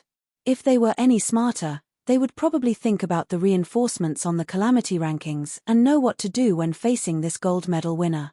But in the end, I didn't like this type of atmosphere. Recently, I had been incredibly free. Even if I was eating to my heart's content without caring about my image, nobody would pay attention to me. But now, this little fellow actually came looking for me of his own volition, which made me feel even more interested. I'm here to discuss cooperation. Obviously, some things weren't suitable to be discussed in public, so we found an empty room and had a good chat. In the end, we discovered that both of us seemed to be able to reach a common goal, which was why we signed a few agreements that weren't suitable to be revealed to the public. Well then, Your Highness, I'll be taking my leave first. I look forward to meeting you again in the Bardi capital. I watched as the Westwood Guardians' leader, Black Guardian Kaiser Lowen, left in satisfaction.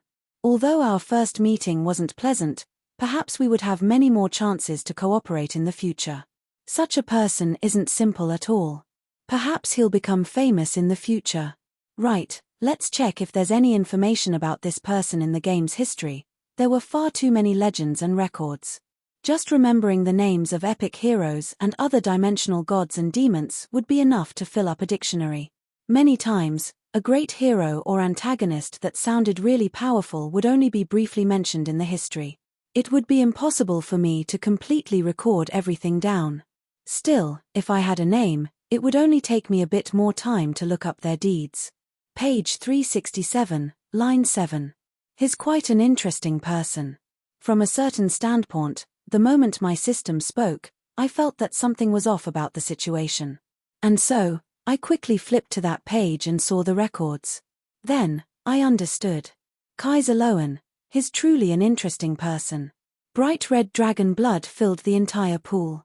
The strange thing was that although I could smell blood, I didn't feel any discomfort from the smell of blood. This was the blood of an immemorial red dragon, a treasure that couldn't be bought with money. But, ever since I soaked myself in the blood pool, I lost all feeling in my body. I felt numb and swollen, and my body itched to the point where I wanted to skin myself with a knife. But the next instant, I lost all feeling in my body. Sensory isolation service. Charge 10, no, 100 justice points. You're taking advantage of my misfortune. Can't you have some conscience? In that case, cancel this service and return the justice points. Are you sure? 3, 2. You win. Everything returned to silence. Since my physical body wouldn't be able to move around for the time being, I focused on my spoils of war in the frigid winter earth. From a certain standpoint, as a victor who had successfully picked up corpses, I had obtained many spoils of war. However, digesting them wouldn't be so easy. It was enough that I could only watch from the sidelines once. Now, what I needed to do was quite clear. Hurry up and become stronger. Chapter 352. When a world's basic structure consisted of the 4 elements of wind, fire, water, and earth, rather than the microscopic particles of a certain world, then this world would no longer be related to science. However, there were some things in common. For example, intelligent life forms' methods of researching the nature of the world. This was determined by intelligent life forms' different yet similar ways of thinking and evolution. If science was humanity's exploration and development of earth and nature, then magic would be the mag's understanding and development of the world's essence. Since this world's basic structure consisted of the 4 elements, no matter how far magical civilization had advanced, elemental magic would always be the foundation and technical reserve for many types of magic. It was just like how a certain world's technology had already reached the age of spaceflight, while the pinnacle of physics had actually reached the microscopic world. Yet, the theories and research results of these 2 worlds were actually able to complement each other and help each other out. The most famous of these 2 worlds was probably the theory of relativity and its subsidiary research. His explanation of spacetime and gravity was the foundation of modern aviation, while his analysis and understanding of the microscopic world such as electron movement. This world's truth-seekers were all like this as well. They would boldly make inferences, carefully verify, and gradually analyze the nature of the world. This was the only goal that every mage had in common. Sometimes, understanding the microscopic nature of the world seemed to be nothing more than a useless theory, but it could actually result in the rapid advancement of practical technology, magic. Perhaps nobody would have expected that in that sudden battle, the person who gained the most wasn't Roland, who was currently bathing in dragon blood.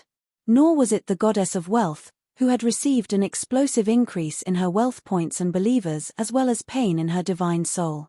Instead, it was the loser of this battle, Zero. In the Tarko Republic's language, Hossi meant amber. And in the middle of the snowy mountains was the core of the ice plain, Hossi Castle. The ancient ice castle was decorated in a historical style. Unlike Asso, who had been born as a slave, Zero's era was the Tark Republic's most prosperous era. The decorations had sharp edges, geometric patterns on the towers, divine beasts with rings in their mouths on the main doors, ice crystal waves on the frozen rivers, and lifelike shoals of fish. These were all remnants of ancient civilizations. In the garden, maids made of ice were slowly moving about, serving guests who were also made of ice. Artists were currently performing.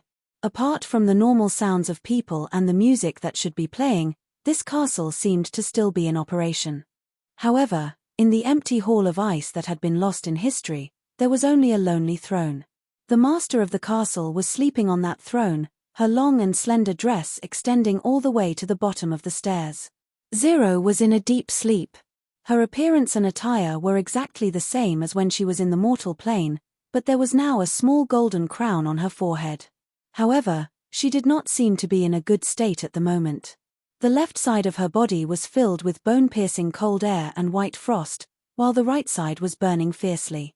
There seemed to be a dividing line in the middle that isolated all these changes so that they would not interfere with each other. The ancient emperor slept there, just like he had for the past 1,000 years. Only, at this time, more icicles extended from one side of the throne, while the other side began to melt, as if hinting that some changes were happening. In this world where everything had stopped, time was meaningless. After an unknown amount of time, the outside world was still covered in ice and snow, and the sky outside the window was still grey. But suddenly, a soft sigh echoed in the empty hall. As expected, that's the only possibility. I never expected that I would be taught a lesson by a junior. Is this one of the foundational natural laws of the world? Although she was asking herself this question, she didn't need to answer it herself. At Zero's level, Her knowledge was already capable of changing the world. Energy is actually the law of conservation. For the master of this dimensional plane, words were power. Her understanding was the truth. The moment she said this, the entire world lit up. A golden light extended from the throne, and many things were changed wherever the light reached. Observation existed. Under the gaze of the great emperor, the world was changed. It was as if an invisible brush was painting over the world. The snow-white walls of ice and snow were now covered in the color of dust, as if they had been baptized by history. The doll-like ice-made skin now had the color of flesh and blood. Apart from her crystal-clear eyes, she was basically a living person. The ice flowers in the garden were dyed in all sorts of colors.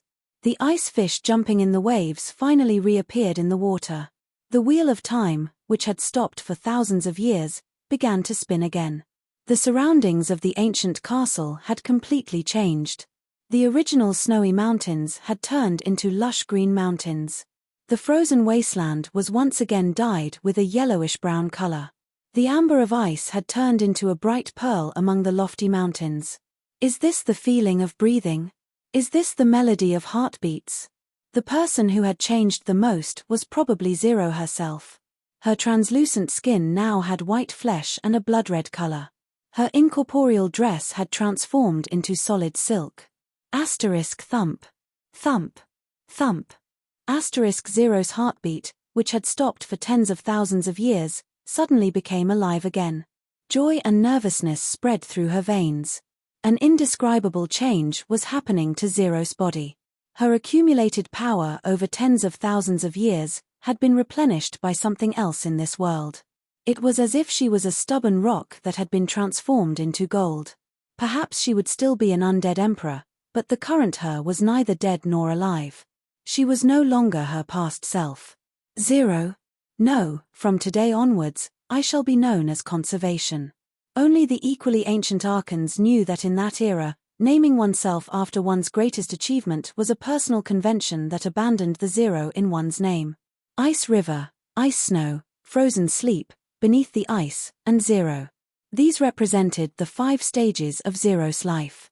The name Zero had been with her for the longest time. Today, she had finally changed her name yet again. However, the incomprehensible part was that the image of ice on the left and fire on the right still hadn't disappeared. Her soft and smooth skin was now split into 2 halves. The left side of her skin was white, while the right side was crimson. The left side of her hair was silver white, while the right side of her hair was fiery orange-red. At her level, even though she could easily change her appearance, she ultimately decided to retain this unique characteristic of her appearance. This shall serve as a souvenir. But suddenly, she paused as she had just woken up from her joy. She recalled the projection clone she had lost. It was likely that Conservation was currently analyzing it. Since she was able to obtain information on Conservation and greatly improve herself, that meant that Conservation would also be able to analyze her clone and obtain the same level of information. I don't think so. It's just a clone. If it doesn't have a deep understanding of heat, it shouldn't be able to reach such a level. In a place that she had never expected, in a small world that she had just visited, there was also a painting brush that was truly coloring the world. The white ocean was painted blue, the pale sunlight was painted orange-red, and the running wolves were painted green. While Conservation's physical body was in a deep sleep, that man's will descended upon Conservation's territory and casually changed this monotonous world.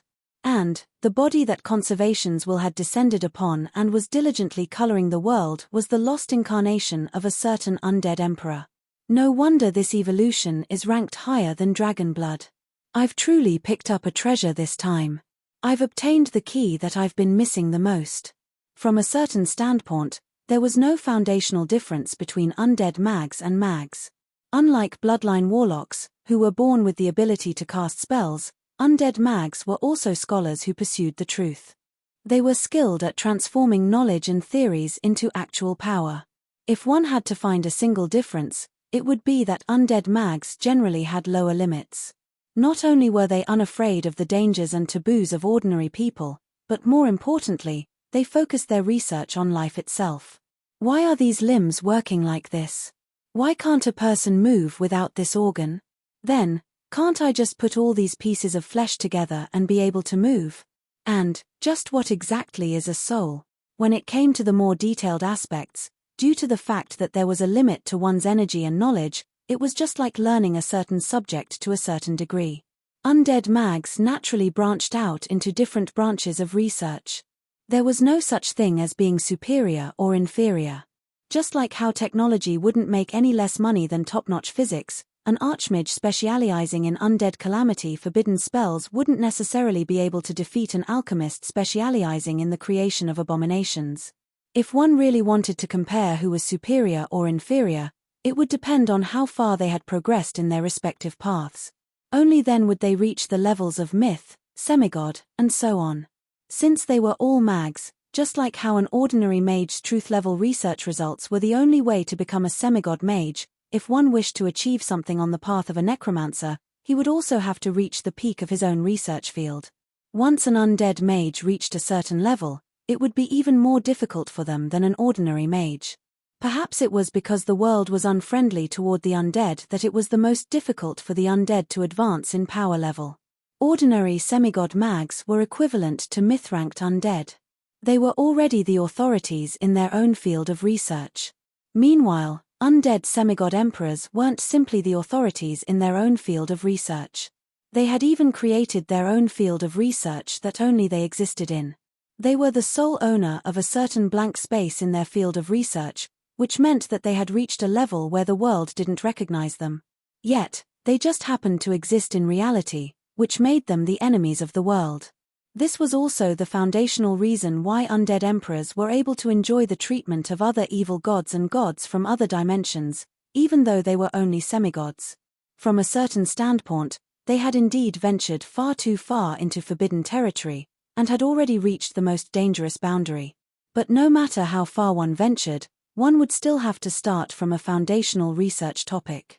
If my foundational research topic was the quality of one's soul, then judging from the mysteries contained in my projection, Zero's research topic was the temperature of one's life. Why is one's soul 21 grams? Why is the body temperature of most life forms, mammals, birds, etc., fixed at 37 degrees Celsius? In some ways, these questions were similar. They all seemed like simple questions that could be easily answered. But if one wanted to answer them, one would have to ask all the way to the very core of the world, the essence of the soul and the secrets of life. That's right. From the very start, the undead mags who researched the structure of zombies and the strengthening of ice dragons were all idiots who had been blinded by power and had gone down the wrong path. When the four major elements reached the extreme, they would return to the very essence of the elements. That was how Frigid Moor's foundational magic and simple yet powerful forbidden spells came into existence. Meanwhile, undead magic started from researching the living and the dead, and the final research topic was still the same, the soul and life. For me to be able to progress so far in the study of souls, apart from my own determination and the accumulated knowledge of two lives, my soul, which would never fall into the cycle of reincarnation, could be considered unparalleled in the world. And in order to reach the level of undead emperor that would be impossible to reach through normal means, apart from the 99% of hard work, the 1% of talent was also necessary. Although this sounded rather depressing and negative, since undead emperors were unreachable through normal means, it would indeed be impossible to reach undead emperors without countless geniuses blessed by the heavens. No matter how hard you worked, it would be impossible to reach undead emperors. Perhaps you were just a tiny bit away from undead emperors, but that was the difference between victory and defeat. For example, if I didn't have the experience of tempering my soul in the cycle of reincarnation, personally witnessing the essence of the soul in the cycle of reincarnation, singing and bathing in the river Styx, and repeatedly repairing my damaged soul, it would be impossible for me to reach the level of undead emperors. As long as there were enough undead and the environment was good, it would still be possible to have 0.001% talent. Perhaps I should call them geniuses blessed by the heavens, or miraculous geniuses. But if they wanted to temper their talents to the extreme, to the point where they would need to use a genius blessed by the heavens in order to win, it would probably take hundreds of years of hard work, as well as luck from winning a great prize. Naturally, there would be very few undead emperors. Since it was far too difficult to reach the level of impossible to reach, theoretically speaking, it was impossible for an undead emperor to reach the level of undead emperors younger than 2,000 years old. There were exceptions. I wasn't even 300 years old yet I had already reached such a level. From a certain standpoint, I had to thank my system. Without her assistance, I wouldn't have been able to accumulate so much power, nor would I have been able to reach this level so quickly. Not only that, I also had the knowledge of 2 lives, the greatest cheat of all. In the field of research, looking at things from a different perspective would cause the scenery to be completely different. Changing one's way of thinking would be the most difficult part. How many geniuses with astonishing talent would be stuck at the moment right before they reached the level of undead emperors? I definitely wasn't mirroring that silly cat. Her problem was different from most myth-ranked undead. Cough. Getting back to the main topic, from a certain standpoint, Zero was doubtlessly a genius blessed by the heavens as well. She had spent countless years to reach this level. As for her age, fine then, just like how I didn't care about Harloy's, Little Red, and other ancient elves' ages and immemorial dragons' ages, as a gentleman, I shouldn't care about these ladies whose ages were calculated in units of 10,000 years. Yep, it definitely wasn't because I was worried about accidentally thinking too much and letting the silly cat bite my head off. Nor was it because I had recently been so poor that I needed the silly cat's help in order to not starve. Zero, as a pet, actually had a secret stash of money. I couldn't believe it. Cough. Getting back to the main topic, Zero was a ghost. Her natural talent was the ability to steal away the heat of anyone she came into contact with. This wasn't a rare talent, nor was she a special high-level undead. Her growth rate and combat strength would be extremely limited. However, there was something slightly different about Zero's ability to steal heat. While other ghosts would steal as much heat as they could when they came into contact with them, Zero would meticulously divide the amount of heat into units, and use her precise calculations to do all sorts of tricks. Perhaps this talent of Zero's wouldn't be very useful in battle, but her incredibly precise control over energy allowed her to make tremendous progress in her research on negative energy. She finally reached the pinnacle of her research. And, what truly helped her reach the unreachable realm of undead emperors was her research on the effects of energy on living creatures. With her natural talent, all changes in energy could be seen at a glance. She was able to meticulously observe the changes in the temperature of ordinary living creatures. In fact, she was even able to create the negative energy temperature of the negative energy magnetic field around undead creatures. With her special vision, she was able to determine a person's or undead's strength with just a single glance. She was one of the top undead emperors in her research on how to use negative energy to drive undead creatures. Her undead army was a true perpetual motion machine and a source of negative energy radiation. She was one of the scariest existences in a protracted battle. And when she viewed energy as the source of all living creatures' existence, she also gained the ability to transform into energy and split energy. Zero's most frightening aspect was her perfect control over energy. Fortunately, only her main body was capable of using her full power. Roland had only faced less than 0.1% of her true power.